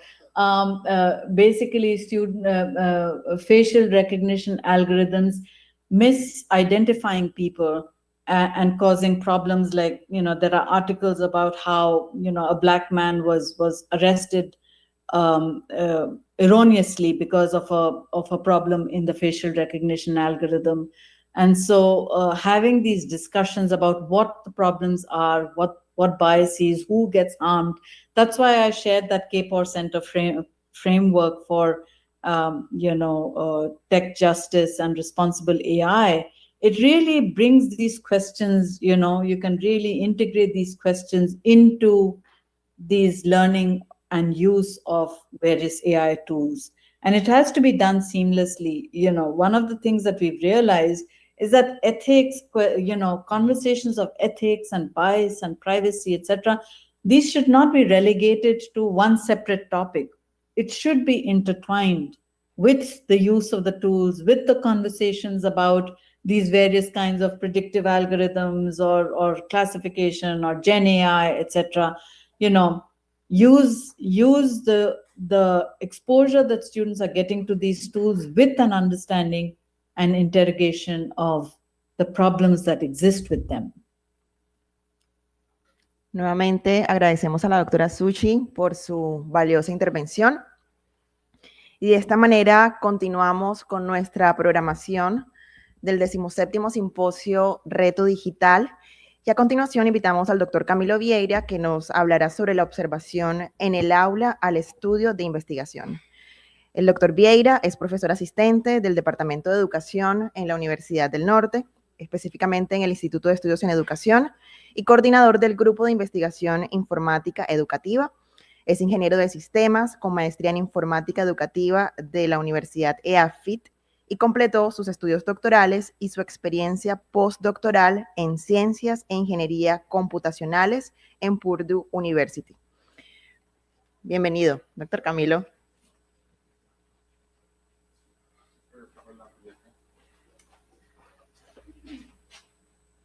¿O no?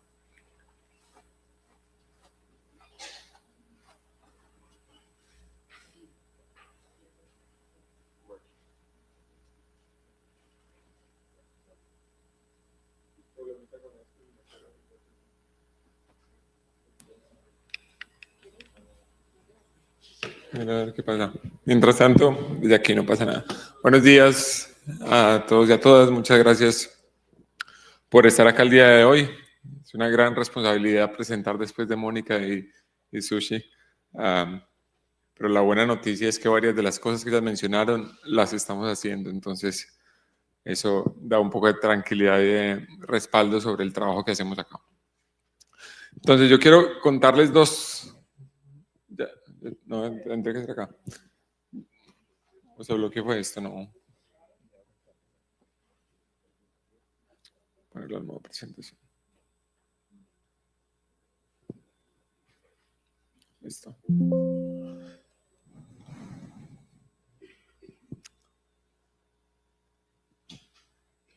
Ahora sí. ¿Sí? Listo. Muy bien. Yo quiero contarles como dos grandes estudios, en realidad son más de dos, pero como dos grandes contextos sobre cómo pensamos que podemos contribuir a hacer la educación en ciencias de la computación equitativa y accesible. Brevemente, pues, ¿quién soy yo? ¿De dónde vengo? Yo soy ingeniero de sistemas, vengo de Medellín, tal vez mi acento me delata un poco. Trabajé en la industria del software por unos años Y luego decidí que quería ir a trabajar en educación y por la educación y que tenía que volver a estudiar para poder hacer eso. Entonces hice una maestría en tecnologías educativas también en Medellín y luego me fui a hacer un doctorado a la Universidad de Purdue, esto es en Indiana, en un programa interdisciplinario que se llamaba Computational Sciences and Engineering. Me quedé como postdoc allá la mitad del tiempo en la misma línea del doctorado y la otra mitad en temas de visualización de datos. Y estoy aquí en Barranquilla desde el 2019. Estoy cerrando mi 7º año aquí viviendo en el Caribe. Tuve la fortuna de recibir una beca de Fulbright como visiting scholar y visitar a Jennifer Chu, que está por allí, y a Kim en la Universidad de Virginia. Y allí fue donde decidimos lanzar esta iniciativa que Jenny presentó el lunes, que es el Centro Global para la Educación Equitativa en Ciencias de la Computación. Algunos de los mensajes que espero compartir el día de hoy es que integrar el pensamiento computacional desde la primera infancia tiene el potencial de contribuir al cierre de brechas. Hay que pensar cómo apoyar el aprendizaje de los estudiantes y Mónica mencionó, por ejemplo, utilizar la programación basada en bloques, utilizar el usa, modifica, crea o el prim.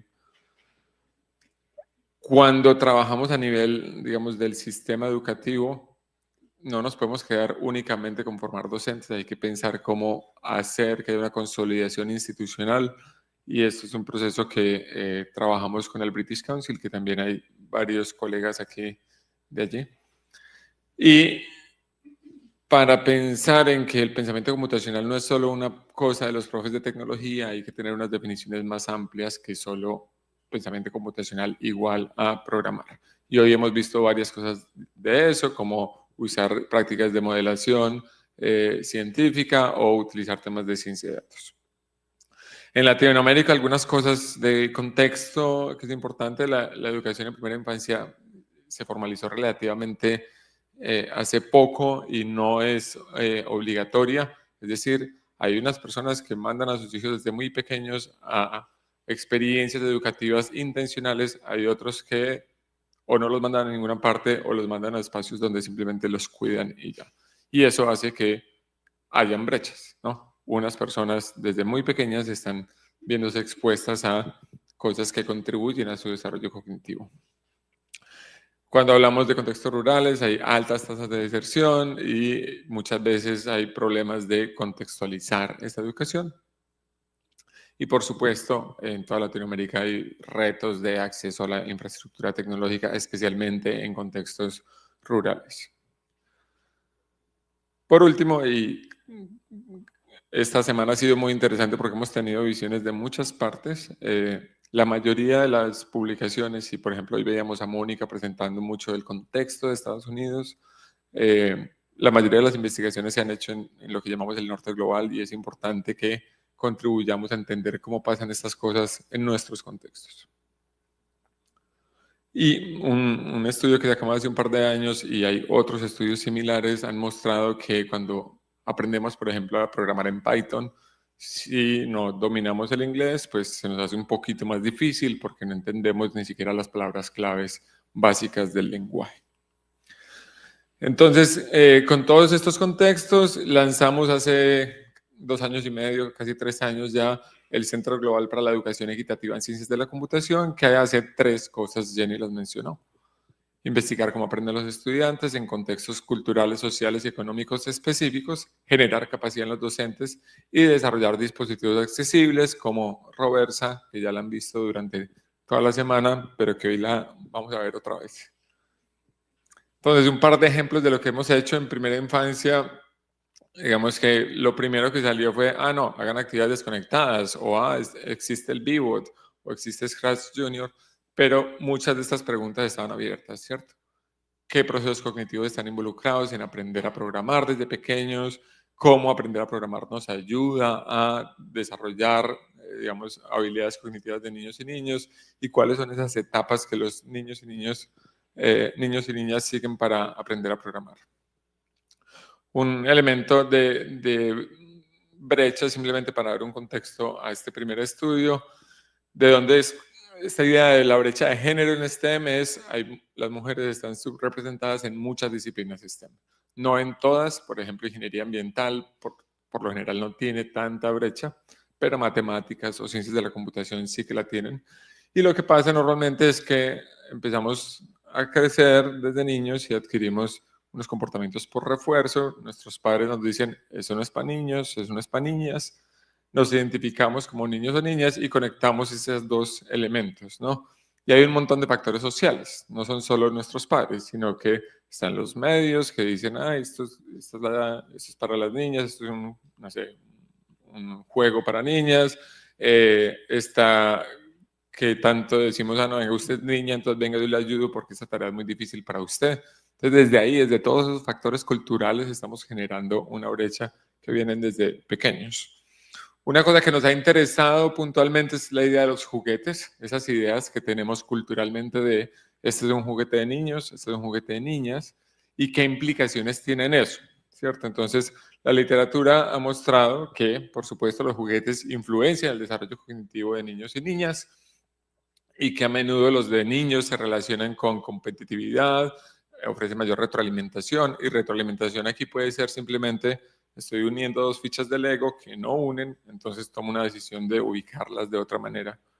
Mientras las de niñas, y esto de nuevo no tiene que ser así, pero culturalmente, diría yo, lamentablemente es así muchas veces, las de niñas están más relacionadas a lo atractivo y a la crianza. Estuvo interesante, María el primer día decía cómo las niñas a partir de los 6 años en sus juegos empezaban a enfocarse más en qué ropa ponerle al avatar, digamos, ¿no? Y de pronto eso tiene que ver con esos juguetes con los que están expuestas a jugar. Si tienen una muñeca que tiene que cambiarle la ropa todos los días, de pronto se acostumbran a que ese es su juego, ¿no?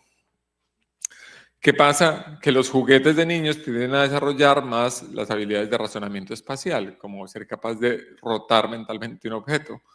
Ese tipo de habilidades son predictoras de matemáticas, de aprendizaje en matemáticas, en ciencias y en programación. Entonces, con esta historia, realmente queremos crear esa brecha de tan pequeños, ¿sí? Y, ojo, no hay nada de malo con estos juguetes, con las cocinitas, las muñecas, pero si desarrollan habilidades de cuidado, pues de pronto los niños también deberíamos desarrollar esas habilidades de cuidado, ¿no? Entonces, un par de estudios. Este fue un primer estudio que hicimos con una de mis estudiantes de maestría hace ya un par de años. Y queríamos ver, bueno, cómo los niños y niñas resuelven actividades de pensamiento algorítmico y qué dificultades se encuentran. Hay una tercera pregunta que no voy a presentar hoy que tenía que ver con el tema de los juguetes, pero en aras del tiempo no vamos a ir hasta ahí. Este era el procedimiento. Básicamente, primero utilizábamos, todavía no teníamos Roversa, entonces en esa época teníamos el Vivot. El Vivot es un robot en forma de abeja que tiene 4 flechas, y entonces primero les dejamos que se familiarizaran con él.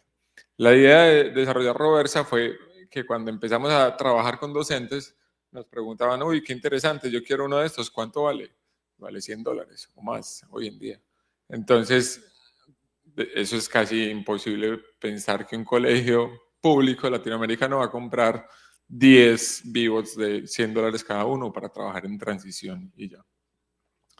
Usamos actividades desconectadas, que se mencionaron también hoy, con el cuerpo. En este caso, esta niña está presionando tarjetas para que su compañera se mueva. Y luego decíamos, bueno, vamos a hacer este conjunto de retos primero, que son como más básicos, porque los niños y niñas saben qué es lo que tienen que hacer, una línea recta, una L o una escalerita, y luego les vamos a decir, bueno, llega hasta acá, y ellos tienen que definir cuál es la ruta que tienen que seguir. Entonces, lo primero que encontramos es que no todos los niños logran hacer el algoritmo completo, es decir, unos niños solo logran programar un pasito a la vez, que se mueva, hágale, que se mueva, hágale.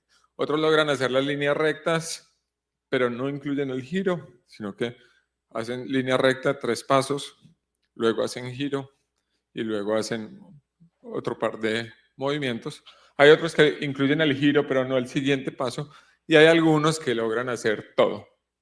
¿Por qué? Esa es la gran pregunta que nos surge ahí. ¿Qué es lo que hace que, por ejemplo, esta niña, disculpen las pausas de esto, solo hace un paso a paso, esta hace la descomposición simple, la línea recta.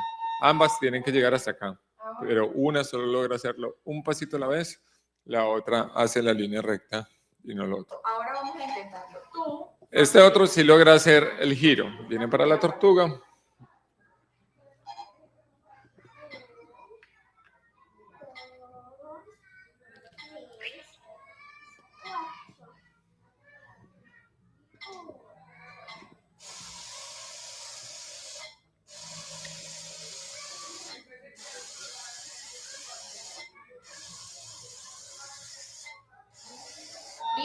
Pero le queda faltando el último pasito.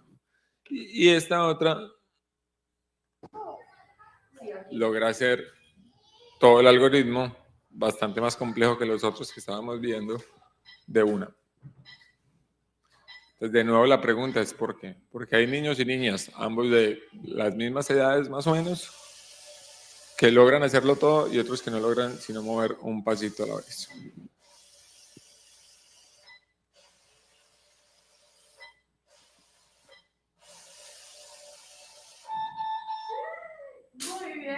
Listo. Y entonces empezamos a ver, bueno, qué dificultades tienen, qué es lo que hace que no logren avanzar, por qué no logran completar los retos. Entonces pasaban a niños como este que, a pesar de que era el ejercicio más sencillo, esa Mariana que por allá está, es una línea recta y ese niño siempre le daba 3 veces, y era darle 5 veces y le dábamos retroalimentación y le preguntábamos cuántas veces y siempre le daba únicamente 3 veces. Entonces tal vez no está conectando esa habilidad de función ejecutiva de planear, de entender que si yo hago una secuencia de pasos, eso es lo que va a ocurrir ahí. Estas son hipótesis, digamos, de trabajo. Este es otro muy común y es cuando tiene que ir hacia acá, ellos tienen que darle a la derecha y luego hacia adelante 3 veces. Pero por habilidades de rotación mental, los niños creen que lo que tienen que hacer es darle 3 veces a la derecha. Entonces el robot se queda girando sobre su propio eje. Este es similar y este es muy bonito porque él tiene que hacer la escalerita. Ahí gira para donde no es, se frustra un poco y lo que decide es, bueno, yo descompongo, hago primero una parte y después voy a pensar si tiene que girar a la derecha o a la izquierda y lo que me parece mejor es girarme yo mismo. Y así ya sé si tiene que ser derecha o izquierda. ¿Sí? Es una forma interesante de solucionarlo, pero pues igual en algún momento quisiéramos que logren hacerlo desde el principio. Entonces, cuando hicimos este estudio empezamos a preguntarnos, bueno, estamos viendo temas de rotación mental y temas de funciones ejecutivas que no necesariamente es pensamiento computacional directamente. Entonces, o lo estamos haciendo mal o podríamos tomar esa oportunidad para decir, si apoyamos a los estudiantes para que desarrollen esas habilidades, integrar el pensamiento computacional desde la primera infancia podría contribuir a desarrollarlas y estamos cerrando una brecha que se está generando desde los juguetes con los que juegan los niños y niñas. Esto lo va a pasar rápido porque Jenny ya presentó un poco, pero esta fue la primera versión de Roversa, cuando era todavía una tortuguita, como la tortuga de Papert, y luego evolucionó muchísimo. Esta es la versión actual, que hemos trabajado con ella en varios talleres esta semana, pero además tiene 1000 maneras de verse.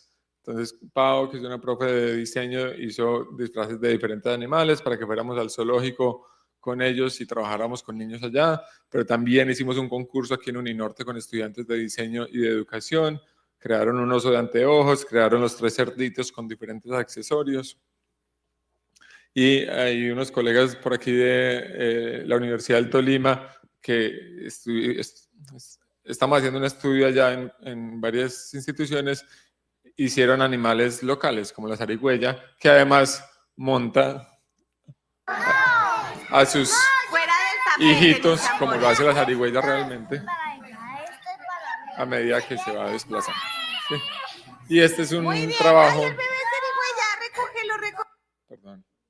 Este es un trabajo que hizo una estudiante de aquí de diseño, donde creó con historias clásicas como Caperucita, Hansel y Gretel, El Principito, disfraces de esos personajes, tapetes de esos cuentos e historias para contar y programar Roversa alrededor de esto. También lo otro que hemos hablado es que se puede construir. Hicimos un taller el primer día sobre cómo construir Roversa y que no se queda en 4 botones, sino que podemos utilizar el MakeCode, que es el lenguaje de programación en el que se programa la micro:bit, para hacer cosas un poco más complejas que simplemente las 4 flechas. Entonces, no solo bajamos el costo, sino que ampliamos el rango de cosas que se pueden hacer. Y como van a ver ahorita con el tema de Coding for Kids y Colombia Programa, la mayoría de los colegios de Colombia, por ejemplo, tienen ya una micro:bit. Entonces, eso es la mitad del costo del robot en este momento. Bueno, este es el curso de pensamiento computacional, también lo mencionó Jenny. Hemos ofrecido más de 10 cohortes en diferentes años y hemos tenido la mayoría de Colombia, pero personas de hasta 13 países hasta ahora. Y nos llegan imágenes de colegas o profes que implementan, por ejemplo, en una provincia de Caylloma, en Perú, a 4.500 metros sobre el nivel del mar, actividades desconectadas a partir del curso, lo cual nos llena de emoción que esto esté pasando. Tanto que fuimos a Perú, y fuimos a Perú con Robersa, y trabajamos con niños allá, y los niños terminaron pintando Robersa en el tablero. Listo, entonces, ¿recuerdan la hipótesis? Sí, integramos el pensamiento computacional desde los 5 o 6 años, potencialmente podríamos contribuir al desarrollo de funciones ejecutivas y habilidades visoespaciales. Este es un estudio que hicimos con la profe Carolina Robledo de la Universidad del Tolima en 4 ciudades del país: Pereira, Calarcá, Medellín y Barranquilla. Entonces, no me voy a quedar demasiado en esto, pero funciones ejecutivas tenemos en cuenta el control inhibitorio, la planificación, la memoria de trabajo y la flexibilidad cognitiva. Son claves para la resolución del problema, existen brechas en su desarrollo y hay ciertas condiciones de neurodiversidad que tienen déficit en estas. La buena noticia es que se pueden desarrollar. Y las habilidades visoespaciales incluyen la visualización espacial, como la rotación mental, las relaciones y orientaciones espaciales, la percepción espacial y la velocidad y flexibilidad de cierre. Importantes porque predicen aprendizajes en STEM. Y lo bueno es que se pueden desarrollar. Y hay un par de teorías que explican un poco incluso cómo aprendiendo a programar ya en edad adulto podría desarrollarse algunas de estas habilidades. Entonces, lo primero que hicimos fue una evaluación neuropsicológica de función ejecutiva, rotación mental y pensamiento computacional con cada niño, uno a la vez. La intervención tomó únicamente 8 horas, divididas en 4 semanas, es decir, 2 horas a la semana. A veces trabajamos con Roversa, a veces trabajamos con desconectados, ¿sí? Nosotros les dábamos una guía general a los profes, pero los profes podían adaptar cosas específicas. Y bueno, ahí están los tamaños del grupo control y grupo experimental. El grupo control hizo sus actividades en el grado de transición, tal y como venían haciendo. Adaptaciones tan bonitas como que terminaron haciendo un disfraz de un robot que se llama Roversa para las actividades desconectadas de los niños, ¿sí? O que representaban la ciudad en la que vivían y cómo se movía Roversa alrededor de esto. Este es un ejemplo de desconectados y este es un ejemplo de conectados. A veces trabajaban a nivel grupal, a veces trabajaban a nivel individual. ¿Listo? Bueno, resultados. Y esto es muy reciente. Digamos, este paper realmente sobre los métodos. Estamos terminando el de los resultados. Pensamiento computacional. Efectivamente, con un tamaño de efecto moderado, encontramos que el grupo experimental mejoró significativamente sus habilidades de pensamiento computacional. O sea, la intervención está enseñándoles pensamiento computacional, al menos una, ¿no? Pero más interesante aún, memoria de trabajo. Todas las medidas de memoria de trabajo y de memoria a corto plazo tuvieron un resultado estadísticamente significativo para el grupo experimental comparado con el grupo control. Es decir, una intervención de 8 horas está contribuyendo al desarrollo de la memoria de trabajo de niños y niñas de 5 o 6 años. Rotación mental también disminuyó significativamente el tiempo para completar la tarea y mejoró el desempeño en la tarea. Planeación también, todas las mediciones, entonces vamos en pensamiento computacional, rotación mental, memoria de trabajo y planeación, todas estadísticamente significativas y positivas para los niños que participaron en el grupo experimental. Y aquí, control inhibitorio también fue estadísticamente significativa, flexibilidad cognitiva no lo fue. Ambas tuvieron una mejoría, entonces puede ser simplemente por desarrollo de los niños. Los niños a esa edad se están desarrollando también muy rápido y hay muchos factores que pueden estar influyendo allí. Entonces, simplemente como para cerrar esta parte que es la parte de educación infantil, hay mucho potencial, hay mucho por hacer todavía. Un estudio que estamos haciendo este año con Caro y varios de sus estudiantes que están allá atrás es qué pasa si solo hacemos actividades desconectadas versus qué pasa si solo hacemos reversa versus qué pasa si hacemos las dos cosas. O también puede uno ver, bueno, ¿qué pasa entonces con las habilidades matemáticas? ¿Será que también estamos contribuyendo a eso? No, son cosas que estamos empezando a evaluar. En educación básica, y esto se ha mencionado un poco en varias de las presentaciones, aprender a programar desde cero es un proceso de aprendizaje complejo. Hay que aprender sobre muchas cosas a la vez, sobre la sintaxis, sobre el problema que me están pidiendo, sobre cómo funciona el computador, etc. Y eso hace que si ponemos a que los estudiantes de una resuelvan problemas desde cero, eso va a generar una sobrecarga cognitiva y se van a frustrar y van a decir, no, es que programar es muy difícil, ¿cierto?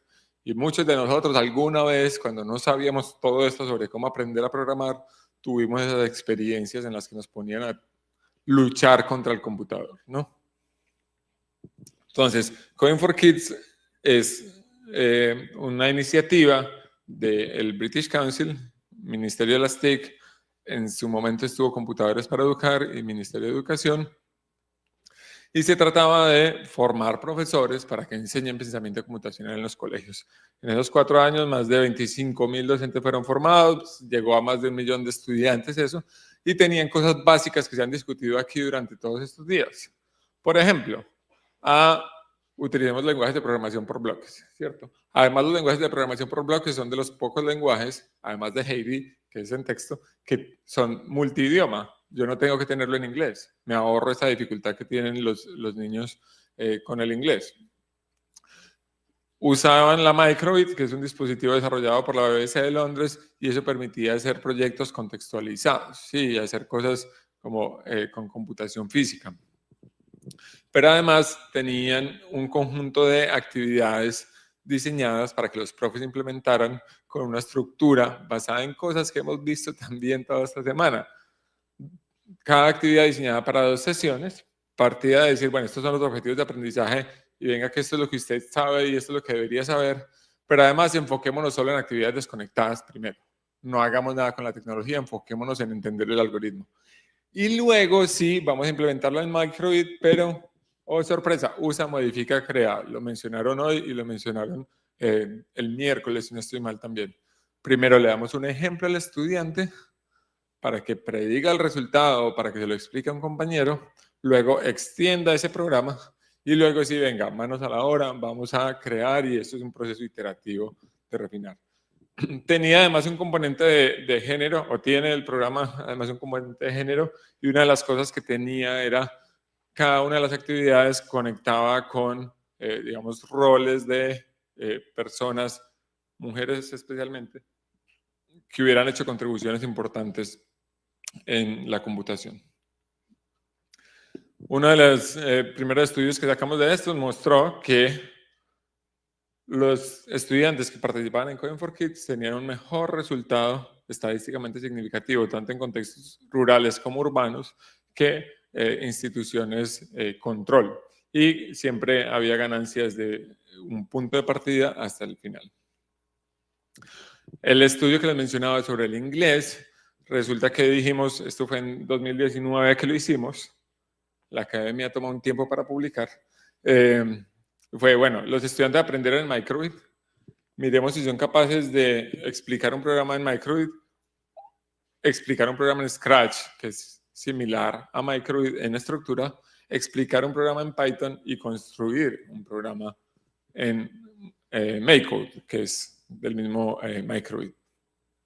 Esto es el concepto de transferencia, de que tanto yo lo que aprendo en un contexto puedo ir a aplicarlo a contextos similares. De los 27 estudiantes que analizamos para este estudio, 20 lograron hacer el programa MakeCode. Está, digamos, bien, diría yo. 21 el programa en Scratch, sí, la sintaxis es muy parecida, son bloques, están en español, no hay problema. Solo 6 explicaron el de Python. Y 16 lograron resolver el problema. Explicar cómo funciona un programa es un prerequisito, pero no es suficiente para crear programas, ¿no? Son dos niveles cognitivos diferentes. Las principales dificultades, sobre todo el inglés. Los estudiantes decían cosas como, veo que pedí un número, pero no entiendo lo que dice en inglés. ¿Listo? Entonces, eso devuelve una dificultad adicional y por eso a mí el lenguaje de programación Heidi me parece tan interesante que dijeron, hagamos un lenguaje de programación por texto que puede ser en cualquier idioma, no tiene que ser en inglés. Y a mí me pasó cuando yo entré a la universidad hace unos cuantos años, que mi inglés, digamos, en ese momento no era muy fuerte y a mí me hablaban de string en Java y yo no tenía ni idea de eso qué significaba. Me decían cadena y a mí eso todavía no me decía nada, ¿cierto? Cosas interesantes, consistentemente, año tras año, los docentes que participaban en ese programa de formación mostraban ganancias estadísticamente significativas en su conocimiento técnico desde el pre hasta el post. Por lo general, las mujeres comenzaban en un puntaje más bajo que los hombres, pero casi que los igualaban en el post. Es decir, el curso contribuía a cerrar brechas también entre profesores y profesoras. ¿Es suficiente con formar docentes? Uno quisiera creer que sí, pero no. El sistema educativo es más complejo que eso. Entonces, surgió en los últimos años Colombia Programa, nuevamente British Council, MINTIC, Mineducación, y este tiene básicamente 3 grandes componentes. Una guía curricular y de materiales de aprendizaje que acaba de ser lanzada y a ser disponible públicamente. Los invito a que la exploren. Hay guías desde transición hasta 11 para cubrir todo el año y conectan con temas también de ciencia de datos y conectan con temas de ciudadanía digital y por supuesto de pensamiento computacional en general. Una estrategia de consolidación de nodos de pensamiento computacional y expansión de la experticia, que es 420 colegios en el país que se consoliden como las instituciones que más saben cómo enseñar pensamiento computacional y que esos expandan su experticia hacia otras instituciones. Y para contextos rurales hay un juego de mesa que estamos haciendo una evaluación de impacto en este momento para ver si sin tecnología se puede llegar a desarrollar esas habilidades de pensamiento computacional en estos contextos con ese juego. Nos vamos a enfocar un poquito en la parte de consolidación. Consolidación entonces tiene estas 8 dimensiones que viene de un marco adaptado del Reino Unido. Eran 7 allá, aquí las volvimos 8 y las contextualizamos a Colombia. Y es, no, es que no es solo la enseñanza, ¿cierto? El liderazgo de las instituciones tiene que saber qué es eso y para qué es eso y por qué eso sirve. Hay que tener un plan de estudios que nos ayude a pensar qué enseñar en cada nivel. Hay que ofrecer oportunidades de desarrollo profesional. Hay que pensar en cómo fomentar vocaciones hacia la educación terciaria en temas STEM. Hay que trabajar en equidad, diversidad e inclusión. Hay que ver qué tanto están aprendiendo los estudiantes y específicamente al programa le ha interesado promover un enfoque de género para promover la participación de mujeres y niñas en las áreas STEM. Entonces, cuando nosotros hacemos este programa o esta evaluación, mi equipo, que parte del equipo está allá arriba también, lo que hacemos es evaluar con un montón de instrumentos en cada institución, en qué punto parten en cada una de esas dimensiones y en qué punto terminan, ¿no? Aquí está pretes y postes, son los colores. Esto es en promedio en una institución hasta el año pasado, pero esto es en promedio entre todas las instituciones, pero una institución puede tener experiencias muy diferentes, ¿cierto? Este es un código de institución, pero básicamente esta institución ha avanzado mucho en la dimensión 3, no tanto en la dimensión 5. Eso es interesante, pero además esto le sirve como insumo al equipo que implementa, digamos, a cargo del British Council para decir, bueno, entonces en esta institución yo tengo que trabajar más liderazgo, o yo en esta institución debería trabajar más el trabajo del currículum. ¿Listo? Entonces ofrece, digamos, esa oportunidad para la implementación. ¿Qué pasa durante la implementación? Sí, los docentes están mejorando un poco sus conocimientos. Esto venía de Coding for Kids, ¿no? Desde antes. La formación ayudaba a mejorar la autoeficacia y el conocimiento en pensamiento computacional. Los estudiantes que participan en las instituciones de consolidación también están mejorando, tanto hombres como mujeres, sus habilidades de pensamiento computacional. Esto es en primaria y esto es en bachillerato. En ambos casos, mejoras estadísticamente significativas. De nuevo, ¿eso es suficiente? No estamos tan seguros. Entonces aquí traigo una de las dimensiones, liderazgo y visión. La mayoría están en los niveles más bajos. Cuando pasamos al post-test, resulta que vemos que algunas empiezan a aumentar de niveles y empezamos a preguntarnos, bueno, ¿qué es lo que pasa ahí? No, resulta que si priorizan la dimensión, hace mucho más probable que ellos aumenten. Es decir, dentro del plan de acompañamiento institucional que hace el British Council, si se prioriza que van a trabajar en esa dimensión, eso contribuye a que los directivos reconozcan más el valor del pensamiento computacional y generen acciones que faciliten su desarrollo.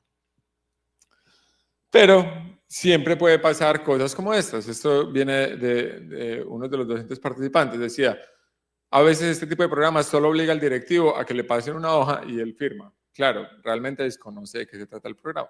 Y eso tiene implicaciones, por ejemplo, en los tiempos que le da o no a los docentes para enseñar. O yo he tenido que dar un espacio extra en mi trabajo porque durante mi jornada extra de mi trabajo. Porque ellos, los directores de escuela, no lo tienen claro. O sea, si no tienen claro la importancia del pensamiento computacional y aplicarlo en todas las áreas, no lo van a entender, por supuesto. Esto viene del año pasado, o de hace 2 años, de hecho, esto, y ya se han ido tomando acciones para entonces, no, hay que trabajar con los directivos, hay que pensar cómo darles a entender que esto tiene mucho valor para su institución y para sus estudiantes. Algunos también pasa que estamos trabajando con docentes en ejercicio, hay docentes que llevan mucho tiempo, que tienen otras prioridades y entonces dicen, hay que cambiar un poquito la mentalidad del docente, de que el pensamiento computacional es una asignatura o es algo que se trabaja específicamente en el área de tecnología. Lo veían como una asignatura aislada y no como una habilidad que se puede desarrollar en cualquier área del conocimiento. Creo que ahí es una.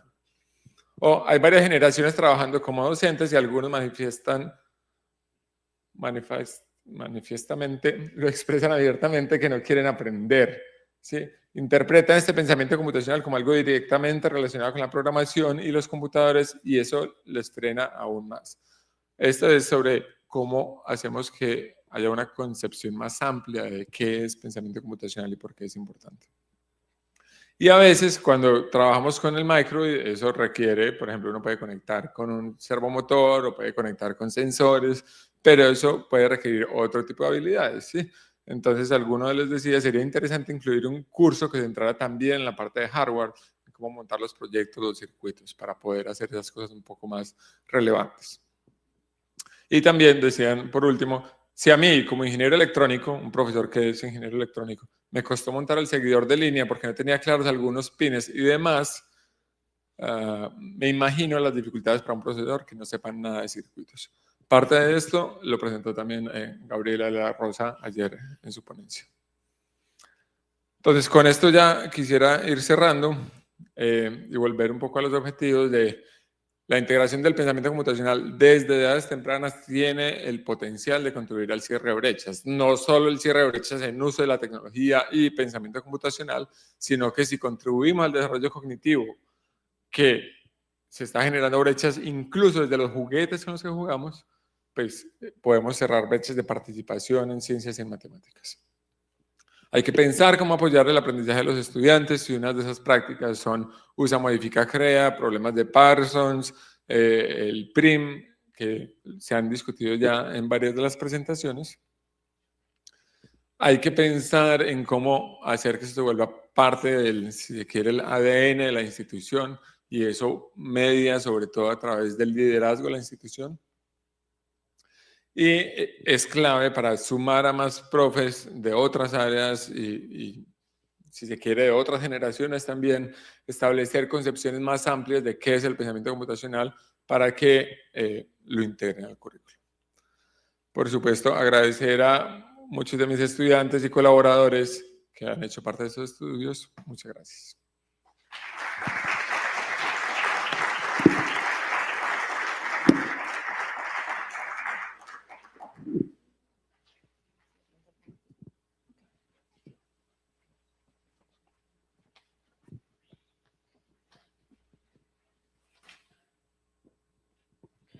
Muchísimas gracias, doctor Camilo, por su intervención. Abrimos este espacio para preguntas por parte del público. Ok, acá tenemos una. Aquí adelante. Bueno, listo, comenzamos con esta. Y no, muchas gracias por la charla, realmente muy enriquecedora. Y pues quizás, pues mi área no es como tal pedagogía, pero sí tengo la pregunta de cómo se identifican como ese tipo de acciones en el caso de los niños de pequeña infancia para que, sí, para determinar esas tareas. En el caso, por ejemplo, el ejemplo que mostraste ahorita del razonamiento espacial, ¿cierto? Cómo se identifica que quizás esos conceptos como de moverse y girar son importantes y relacionado pronto a esa pregunta, cómo incorporar de pronto quizás también la otra parte de programación que quizás uno no la ve mucho, que es ese pensamiento matemático y sobre todo recursivo, que uno puede involucrar ahí, quizás como, sí, eso con qué se relacionaría quizás en habilidades de la pequeña infancia, o quizás sí está relacionado de pronto con lo que ya están haciendo. Es como eso. Muchas gracias.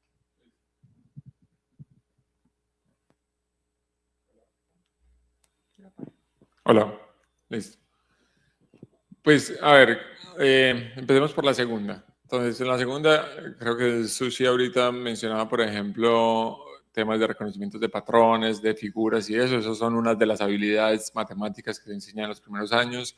Hay otras un poco más obvias en lo que nosotros hacemos, por ejemplo, el conteo, ¿cierto? Tienen que saber cuántos pasos tiene que moverse el objeto. Pero ese es un estudio que está pendiente por hacerse, ¿no? Ver si integrar eso está contribuyendo así directamente a el desarrollo de habilidades matemáticas. Sobre la primera parte, pues digamos, ¿cómo detectamos, cómo medimos, si se quiere, las habilidades de rotación mental? Hay diferentes, digamos, instrumentos validados para eso. Nosotros utilizamos el toolbox del NIH, que es el Instituto Nacional de Salud de Estados Unidos, que tiene unas, digamos, herramientas de evaluación para eso. Nosotros nos interesamos por eso porque cuando hicimos el primer estudio vimos que eso estaba ocurriendo. Como estos niños están teniendo dificultades con habilidades de rotación espacial, de rotación mental. Y en esas edades, de hecho, están empezando a desarrollar el pensamiento direccional y lateral. Entonces dijimos, bueno, de pronto por ahí va la cosa. Pero hay muchos estudios que conectan eso, como digo yo, como dije en algún momento, con habilidades de programación. Incluso hay una teoría que trata de explicar por qué si uno entrena solo en habilidades visoespaciales puede tener efectos en programación y viceversa. Si entrena solo en programación puede tener efectos en habilidades visoespaciales. Están muy conectadas. Y hay un paper como del 2020 que propone una teoría y propone un montón de formas para probar si, por ejemplo, el tema de estar ubicado en el espacio, que es como el usar mapas, que es una de las habilidades visoespaciales, se puede relacionar con estar ubicado en un programa y ser capaz de depurar eso o no. Eso está todavía como por evaluarse, pero fue una propuesta que se hizo que conecta esas dos cosas. Entonces, pues realmente para nosotros es sorprendente y bonito y potente ver que una actividad de únicamente 8 horas lideradas por los docentes en salón de clases ya tuvo un efecto tan potente. Y también queremos ahí ver qué tanto dura ese efecto o qué pasa si hago más horas, o, ¿cierto? Hay un montón de preguntas ahí todavía por hacerse. Esto es apenas como puntos de partida, pero eso también para mí ha sido muy bonito este estudio, que lo que ha hecho es abrir más preguntas, ¿sí? No es como que ya llegamos a un final, sino ahí hay 1000 preguntas más por hacerse. Aquí Rafa todavía tenía... sí.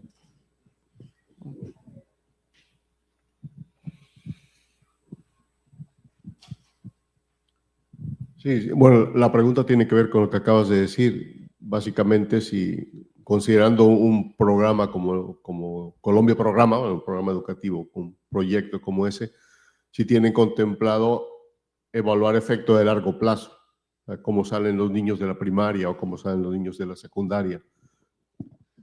Ese es un estudio que yo he querido hacer, de hecho, quisiera tener más tiempo en la vida. Pero una cosa es, tenemos los datos del ICFES en Colombia que son, creo que casi únicos en Latinoamérica por la historia que tienen, por la validez que tienen esos datos, y las pruebas estandarizadas, digamos, a nivel nacional. En algunos años se han tomado incluso en grados intermedios. Y una cosa que yo quisiera ver es si, por ejemplo, esas instituciones de consolidación están teniendo algún resultado diferente al resto ahí, ¿no? Un estudio que no mencioné, que fue el piloto de la profe Carolina Robledo en su doctorado, y fue curioso porque fue la forma de conocernos, ella cogió las actividades de Coding for Kids, las de 2 sesiones, desconectadas, conectadas, y trabajó con un docente de 5º grado para implementarlas y ver su efecto en funciones ejecutivas y habilidades visoespaciales, y encontró resultados muy potentes también. Entonces, incluso en 5º grado, también actividades como las diseñadas por Coding for Kids están contribuyendo al desarrollo cognitivo de niños y niñas en el país.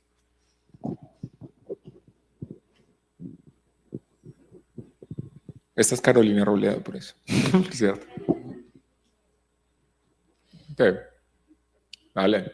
Yo me demoré menos de lo que pensé. Sí. No, gracias. Solo una preguntita chiquita porque en varias conferencias, no solo en esta, sino en otra que estuve la semana pasada, he escuchado hablar mucho de la sobrecarga cognitiva para los chiquis.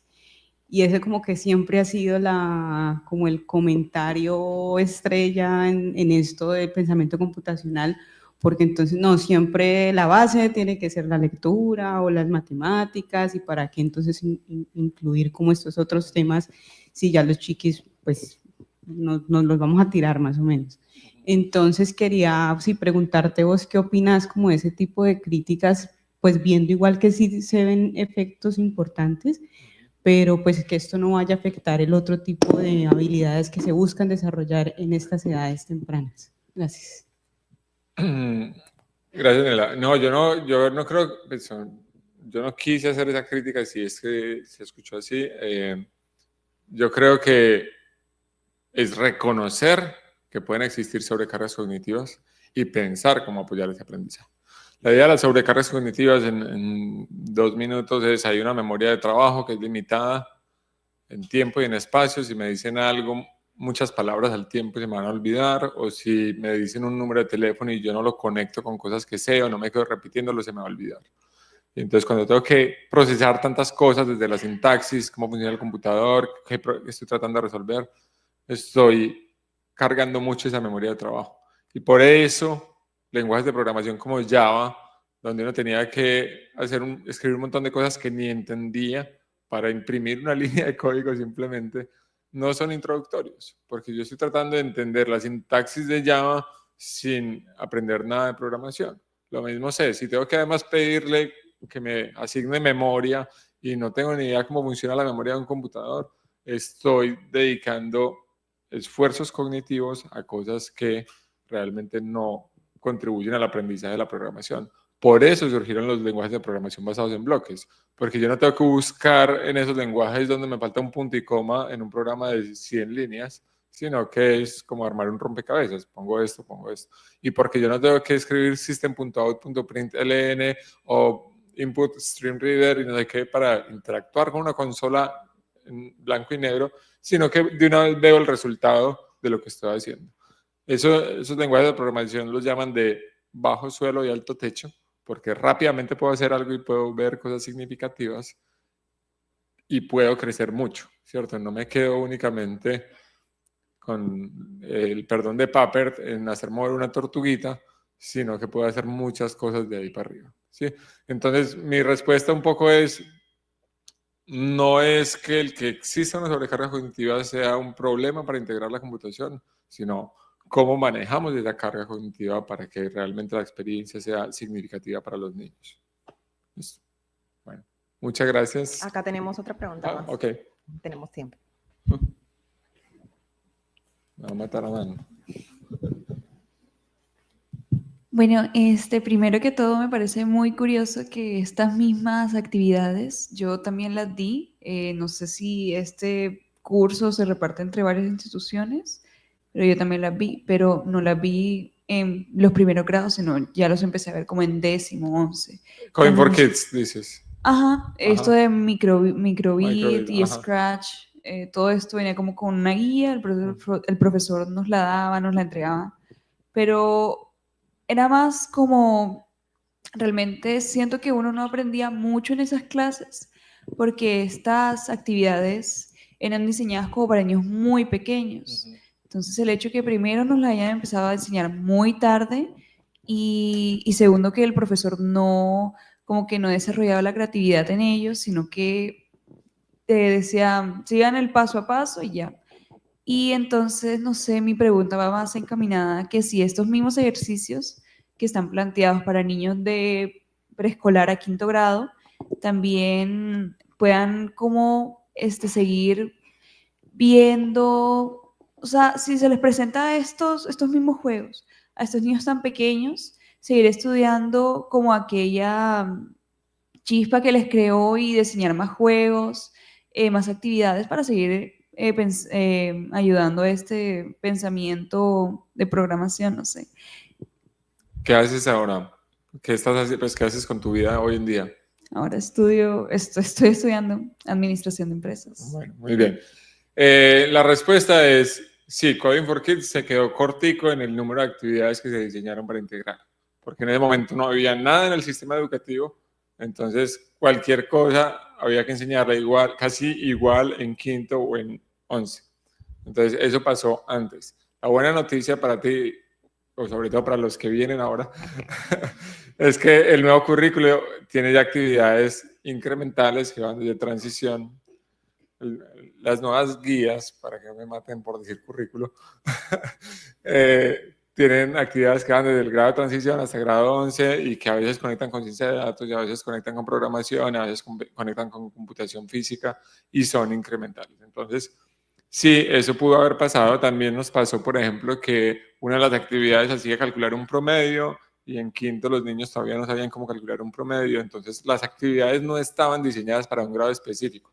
Estaban diseñadas para introducir conceptos básicos de programación y en ese momento se abrían las convocatorias para que profesores de todo el país se inscribieran. Y teníamos 8.000 al año que formábamos sobre esos conceptos y les dábamos las actividades. Pero yo creo que ese déficit que tú mencionas ahora ya se está resolviendo con las nuevas guías que cubren, además no son solo 10, sino que hay 6 guías, cada una para... Me van a matar, pero creo que para 5 o 6 horas, en total son 30 horas al año, ¿no? Gracias, Lore. Entonces hay 30 horas al año desde transición hasta 11 con guías incrementales. Y esperamos que eso ayude a que ya se integre a través del currículo y no, o a través de todo el sistema educativo y no únicamente 10 actividades para que los docentes empezaran a enseñar esto. Bueno, gracias. Muchas gracias Nuevamente al doctor Vieira por su presentación.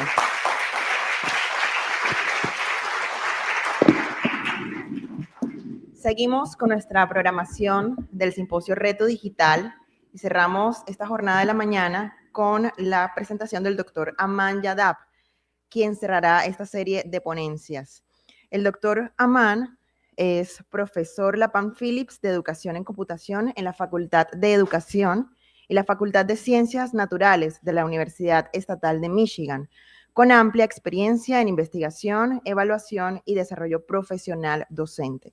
Su investigación y docencia se centran en apoyar a los educadores para que comprendan, apliquen y evalúen críticamente el uso de la computación en las aulas de educación básica y media. Bienvenido, doctor Aman. Well, thank you for having me. I'm going to share my screen.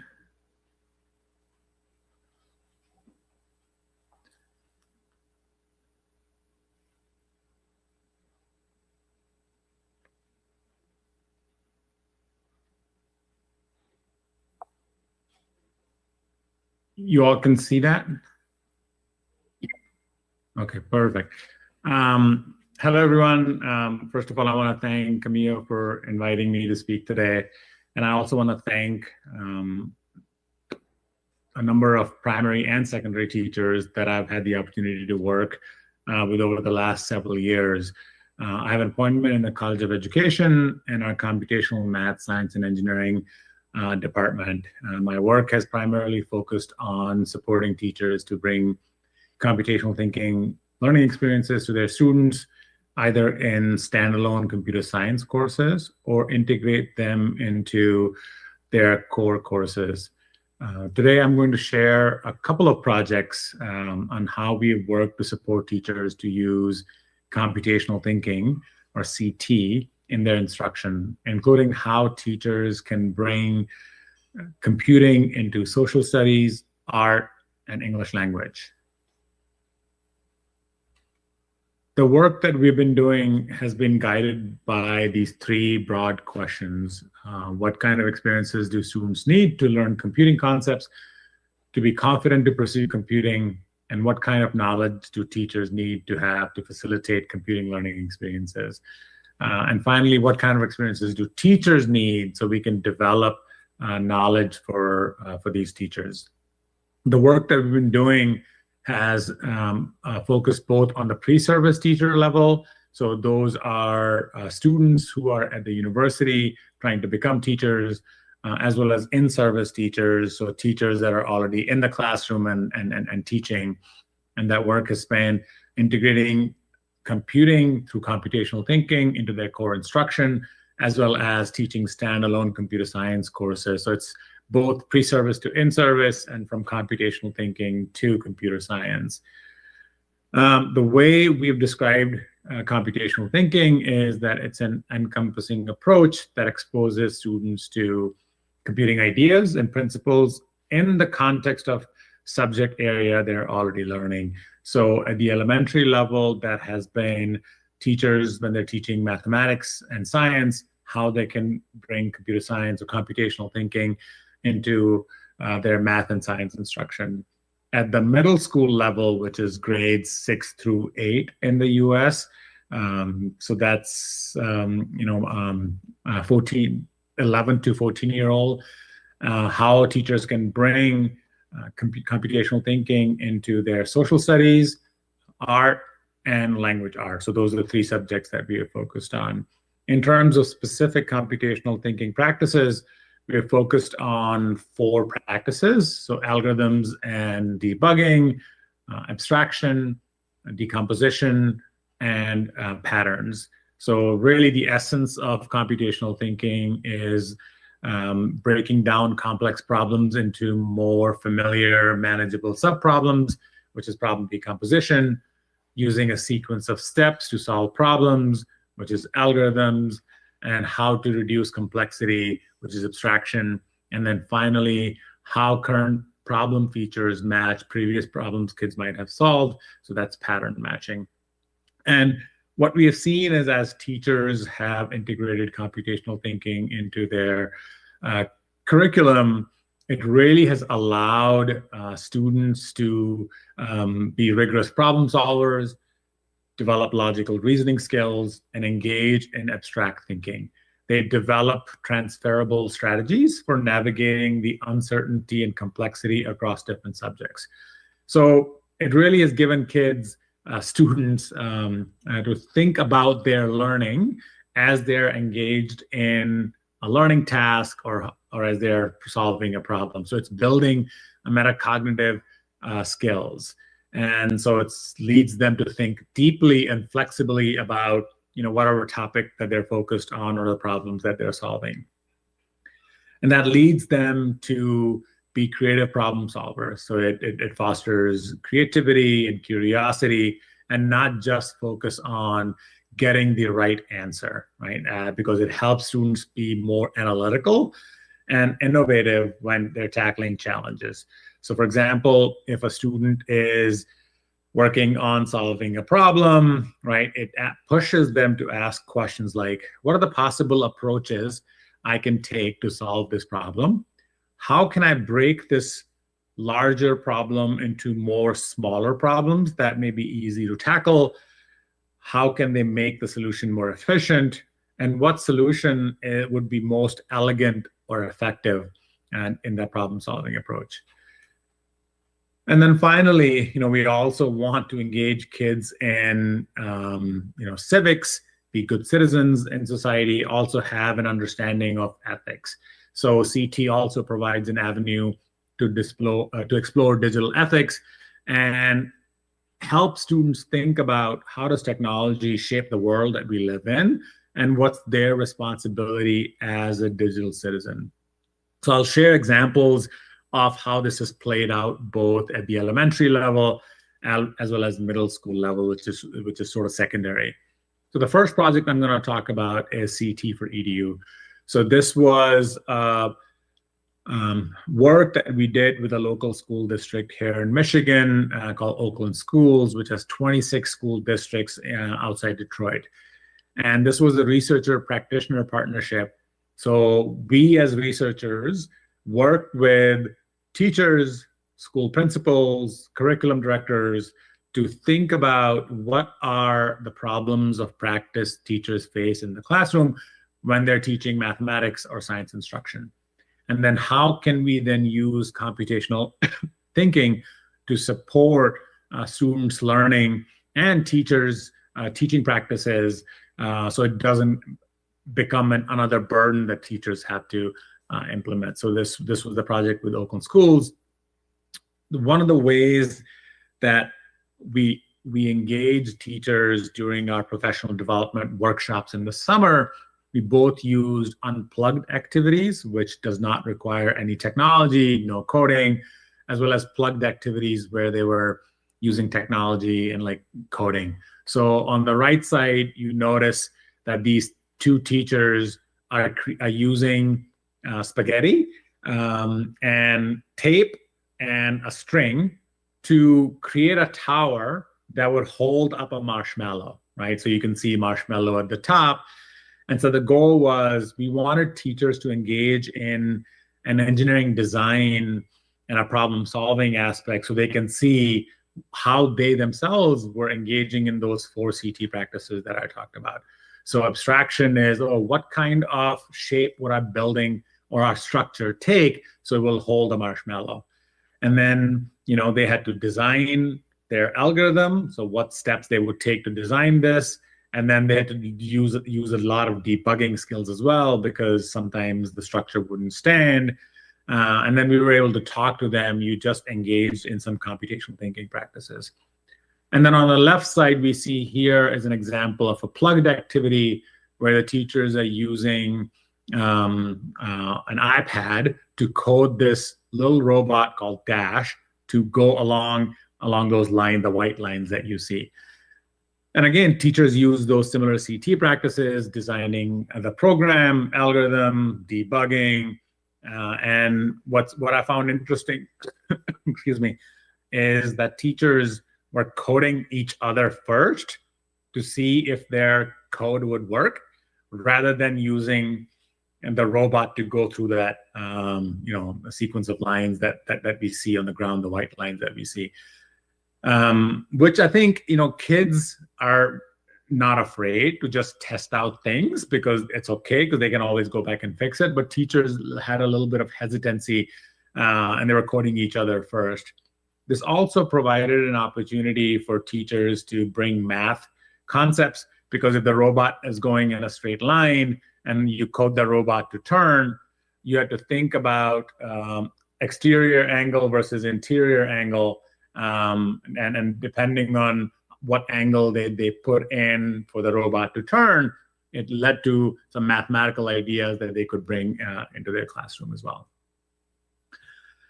And then here's an example of that we worked with a teacher who's like, I don't want my kids to really have to code much because I don't have a lot of time, but I want to use Scratch, the programming environment that Camille also talked about earlier, to engage in mathematical ideas.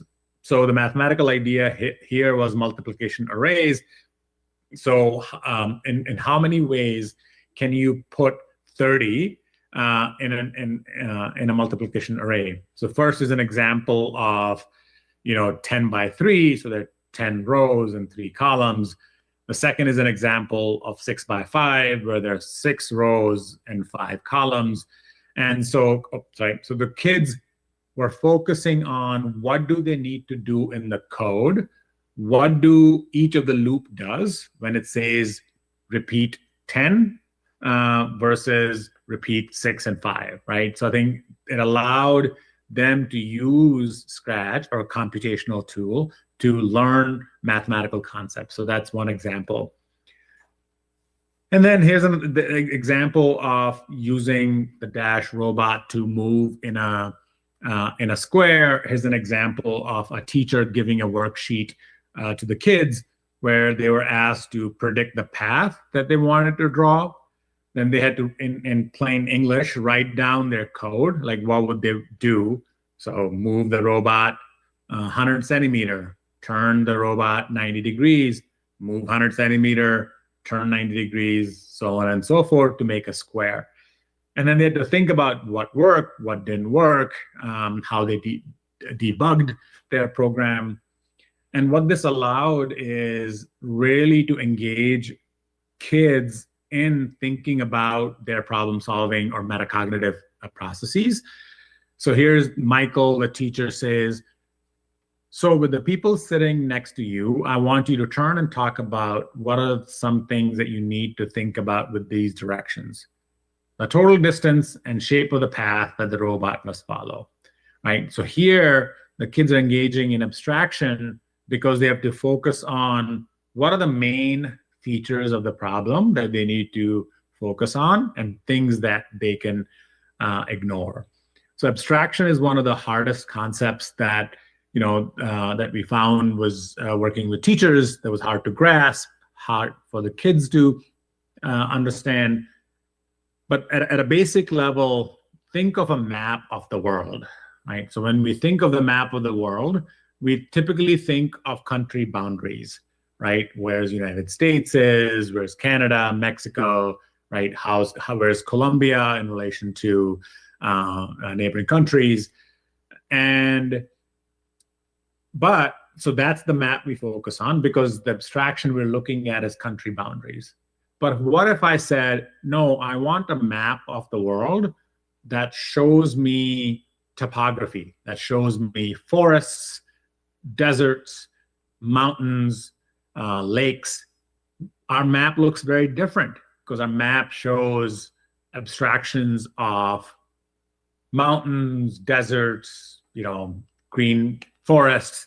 So it looks different, and we can ignore country boundaries and don't even need those, right? So again, like that's an example of an abstraction that depending on what features we want to focus on, in this case, the map looks very different. We can have another abstraction where it says, show me the temperature of the world, and that's the map I want, average temperature. And then we see that some areas are red, some areas are blue, some are yellow, depending on, if red is very hot temperatures and very blue is very cold temperatures. So Antarctica would be very blue, North Pole would be blue, and then Sahara in Africa, the desert would be very red because it's a lot hot there. And then as Michael was talking, and he says some of the groups find out that they made a plan that involves their robot traveling in certain directions. There are really some things you need to think about that are a little bit different. So if your planning involves just moving and sliding around, you may have to add in a few different things and try that out. So in this case, this reflects algorithmic thinking because he's asking kids to think about what steps that they need to do to code the robot to move in a square.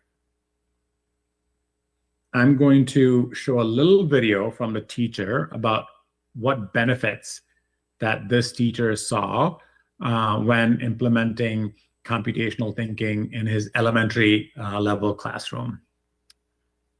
Let me know if you cannot hear it. One of the most powerful things that I do is embed CT practices into instruction for kids. So this gives kids a way to think about problem solving and kind of think about their thinking in different ways, gives them explicit strategies. So we name them. So things like decomposition, when you look at a big problem, being able to break it down into smaller parts, looking for patterns and ways to solve problems that way, and noticing that professionals, especially computer scientists and coders, do that as well. And then something like debugging, where students recognize that mistakes aren't necessarily just a point of frustration, but something that happens and there's an approach to solving them, and actually looking through and kind of celebrating fixing mistakes and iterating. So kind of in general, it gives students a way to think about their thinking and really problem solve in a deep way. Again, I didn't say anything to this teacher, but what the teacher found out as he implemented CT, it's having kids think about their thinking, which is what metacognition is. And it's an important skill, especially at the younger grades, because that's not something that kids often learn when they are, learning or just problem solving. One of the most So really our North Star, our goal has been, how can computational thinking support disciplinary learning?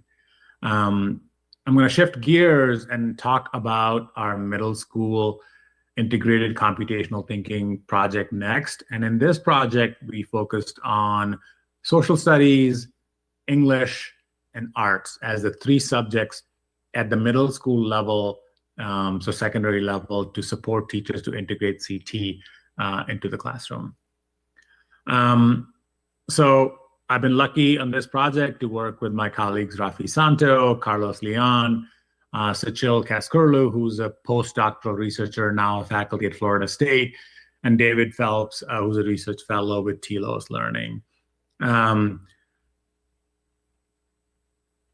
And so one of the things that we did here in this project is developed what we're calling learning pathways. And I took these two images here on the campus of Michigan State in the summer and the winter to represent the work that we did. So this learning pathways that we came up with was to help teachers bring CT into their classrooms and provide guidance on what that looks like in their classrooms.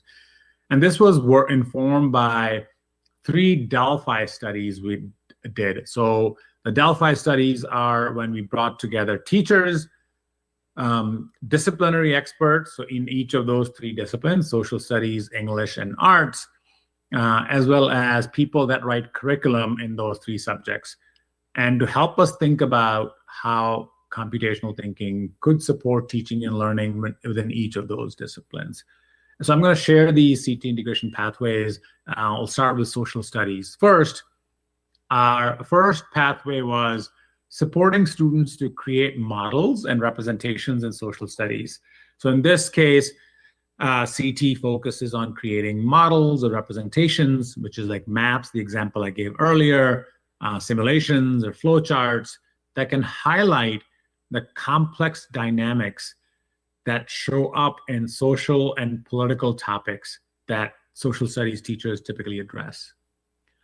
The second learning pathway was supporting students to engage in data practices for social studies inquiry. We know that data is really important.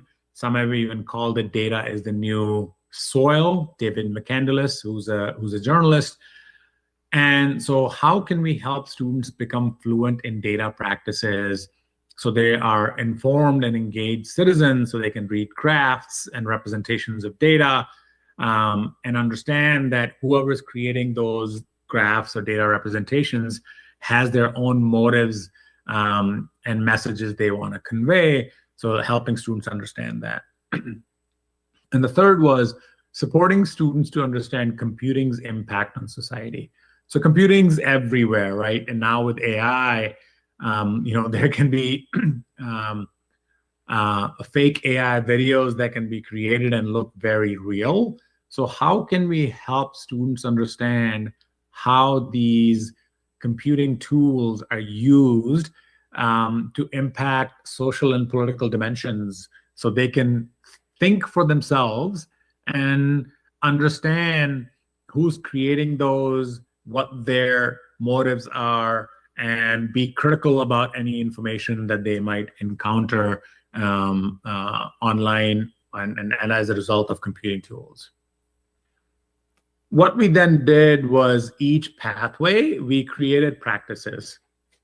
So for example, for the engage in data practices for social studies inquiry, we had 3 practices.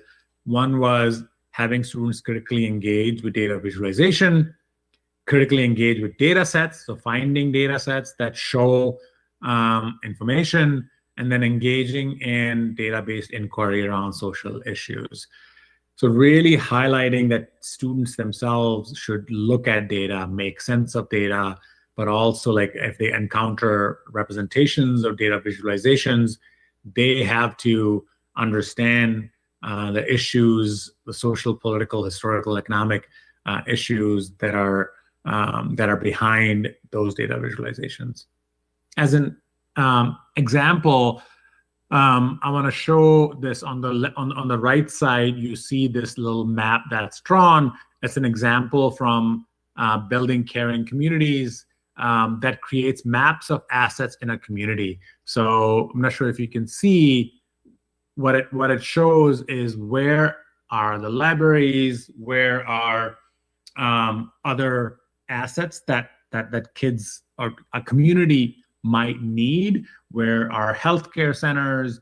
And so this is again an abstraction of assets in a community, so students can collect this information, so they're collecting data, and then map where things that are important in a community to promote connections between individuals and organizations, between organizations and other organizations. So the goal of this project was to increase capacity of the community and make it accessible so the residents were aware of what they need to do if they needed certain resources, and understand and know where those resources are in their community. Similarly, in the CT integration pathways in arts, we had 3 pathways. The first pathway was supporting students to create computational art. We know that art takes new forms, and how can computing be used to extend or even create new art in dynamic ways. The second was exploring art through computational thinking. So again, how can CT practices of abstraction and patterns help students understand art itself? For example, if they see a piece of art, thinking about how did the artist go about creating that piece of art, right? So they can explore and appreciate and analyze the processes that went in to creating an art product. And finally, again, data is important. Again, as I said earlier, like having students see data in art and make data as art. So how can you use art to represent data, right? And so as an example, what you see here is on the, in the middle, there's the artist named Jill Pelto, who shows use this mountain-looking thing, like which is an iceberg, or glacier, to see the decrease in glacier mass over several years. So at the top, you see the graph line, right? But it looks like an art piece. Similarly, on the left side, you see when do Americans eat pizza? So again, the pizza is used to create a pie chart. And on the right side here, you see this, red to blue, like how the Earth has warmed over, hundreds of years. So showing climate change, that Earth is getting more warm as a result. One of the art teachers that we had in the project actually had students collect temperatures where the school was over several weeks, and then they created a weather quilt. So kids brought different colored swatches and were able to use and sew and create a quilt based on the data of the weather that they had collected, the temperature that they had collected. I'm going to show an example of how computing can enhance even existing art. So here's a video of that I saw when I was in Denmark in April, of how artists and computer science students collaborated together to enhance a piece of art. So here's the statue that was there. And what you see is there's a reflection from a projector that was programmed to enhance this piece of art.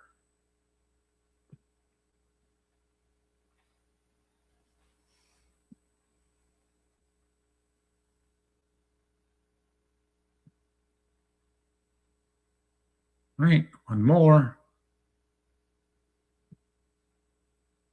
Here's the same, another piece, right, where computer science is used to enhance an existing piece of art.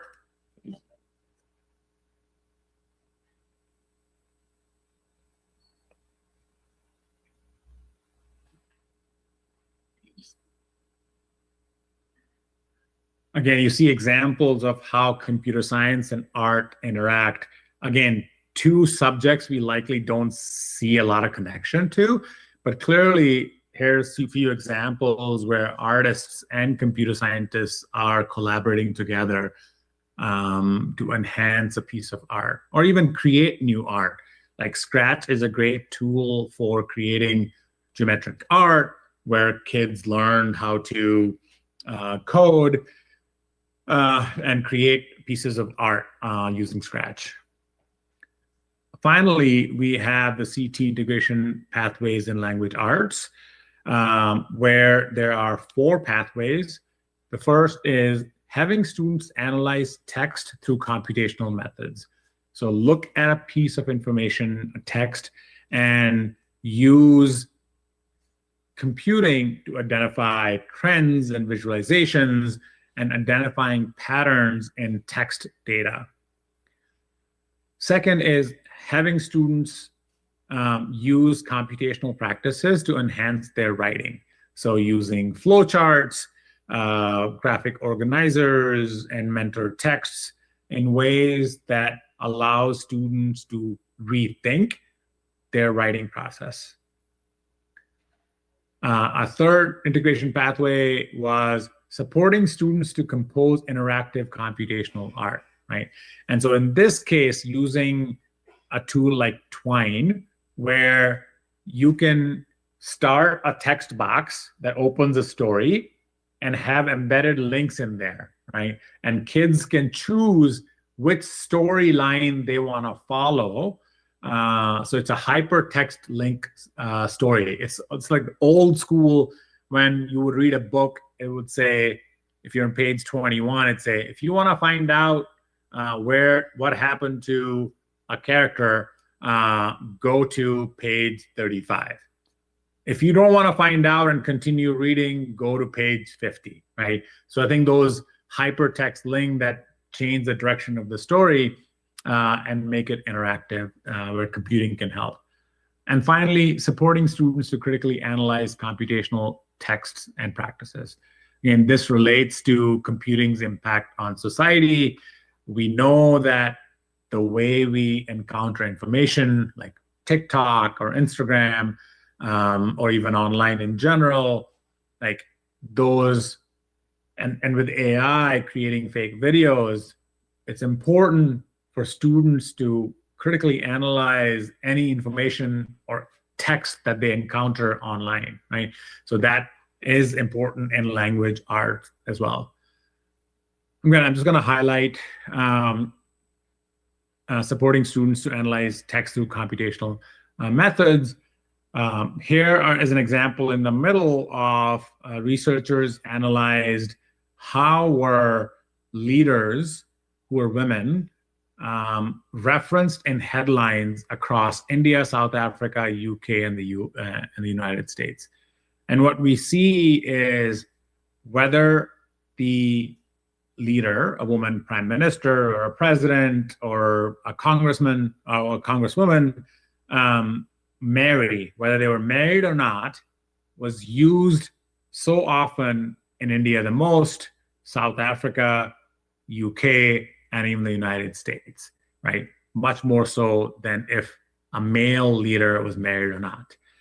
And then on the right side, you see this tool called Plotting Plots by Tom Lynch, where you can go and look at like Romeo and Juliet and see the relationship between love and death. And so across chapters, you see like death increases towards the end, and its love is high in the beginning, but love, sort of, tapers out and reduces towards the end of the book and the different chapters. And so it leads kids to think about students as they're reading Romeo and Juliet, like what was happening at the beginning of the book versus end of the book, and what's the relationship between the word love and death. But it could be, you could choose other two words either, or have more words in there to see the relationship between different words. And if you Google Plotting Plots, there are several other books as well. You actually can use and go online and see our CT integration library. So there's a link there and a QR code as well that will take you to our building blocks, where teachers can explore in general, the 3 CT practices we have focused on: algorithms, patterns and data, and abstraction, as well as these integration pathways in language arts, social studies, and arts. And there are resources that are available.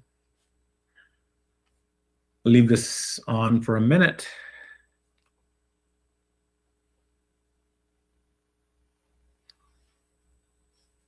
I think broadly, I'm going to share a quote next as we think about what's happening in AI or technology in general.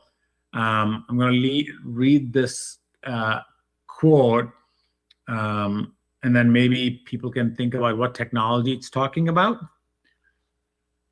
So the quote is, "Remarkable new technology is introduced into the school system, and experts predict education will be revolutionized.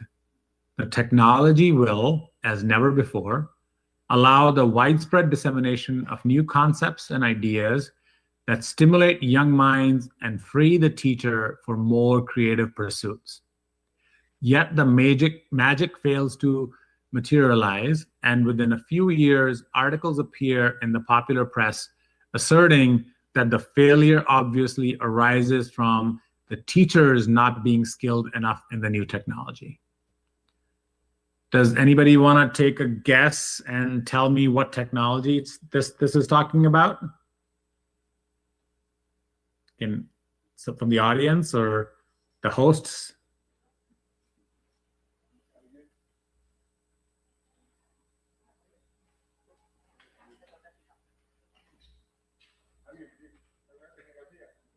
Okay.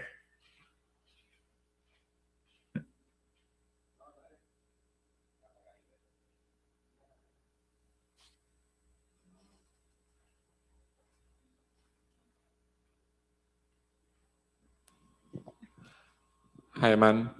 I'm gonna guess the computer. Computer. Okay. Other guesses? Okay. Internet. Internet. Okay. Generative AI. Generative AI. Okay. Well, those are all good guesses. One more guess, maybe. Writing. Can we go they say before here. computer?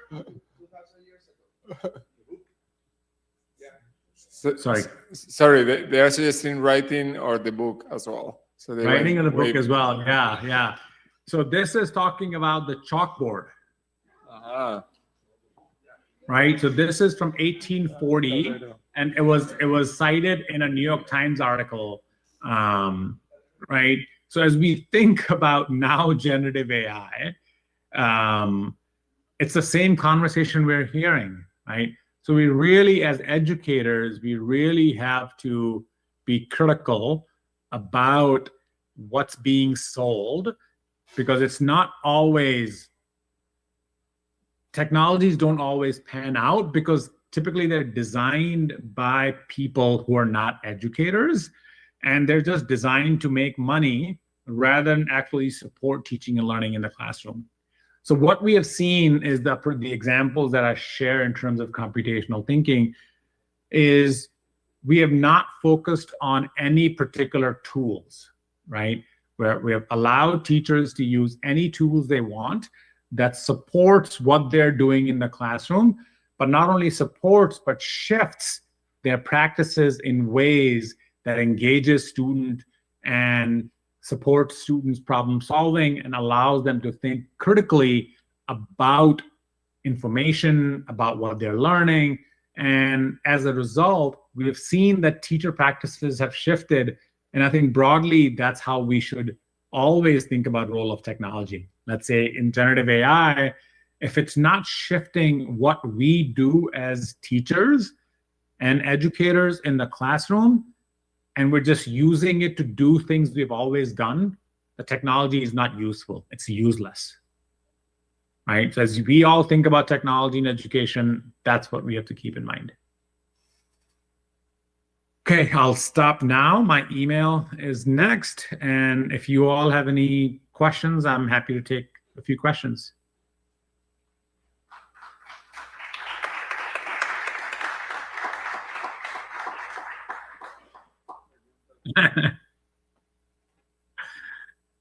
Yeah. Preguntas para Man. Yeah. No. So thank you, Aman. Very interesting presentation, and I will definitely explore those resources that you shared. So I wanted to ask, like, how difficult is it to get teachers from the liberal arts to do CS things? Yeah, that's a really good question. I think as long as we're supporting teachers to do what they do in the classroom and not make it about computer science or computing, teachers are open to that, right? We have to make that connection for the teachers. How does it enhance what I do in the classroom? So the examples that I showed of are, like we just finished a PD with 45 teachers this summer from Michigan, and they were all social studies, language, and art teachers, right? We had about 18 English teachers, about 20 social studies teachers, and about 7 art teachers, right? So clearly, you know, their teachers are thinking about technology. We just have to frame it in a way that this is about supporting social studies or English or art instruction and not about computing. And pay the teachers. If you pay the teachers, they will come.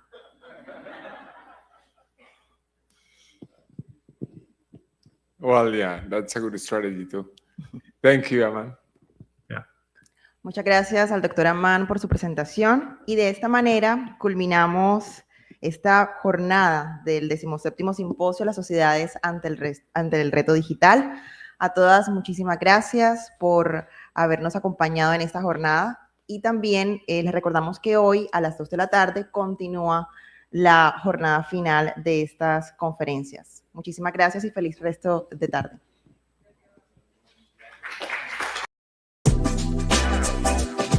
Explora más contenidos de tu interés. No olvides suscribirte a nuestro canal.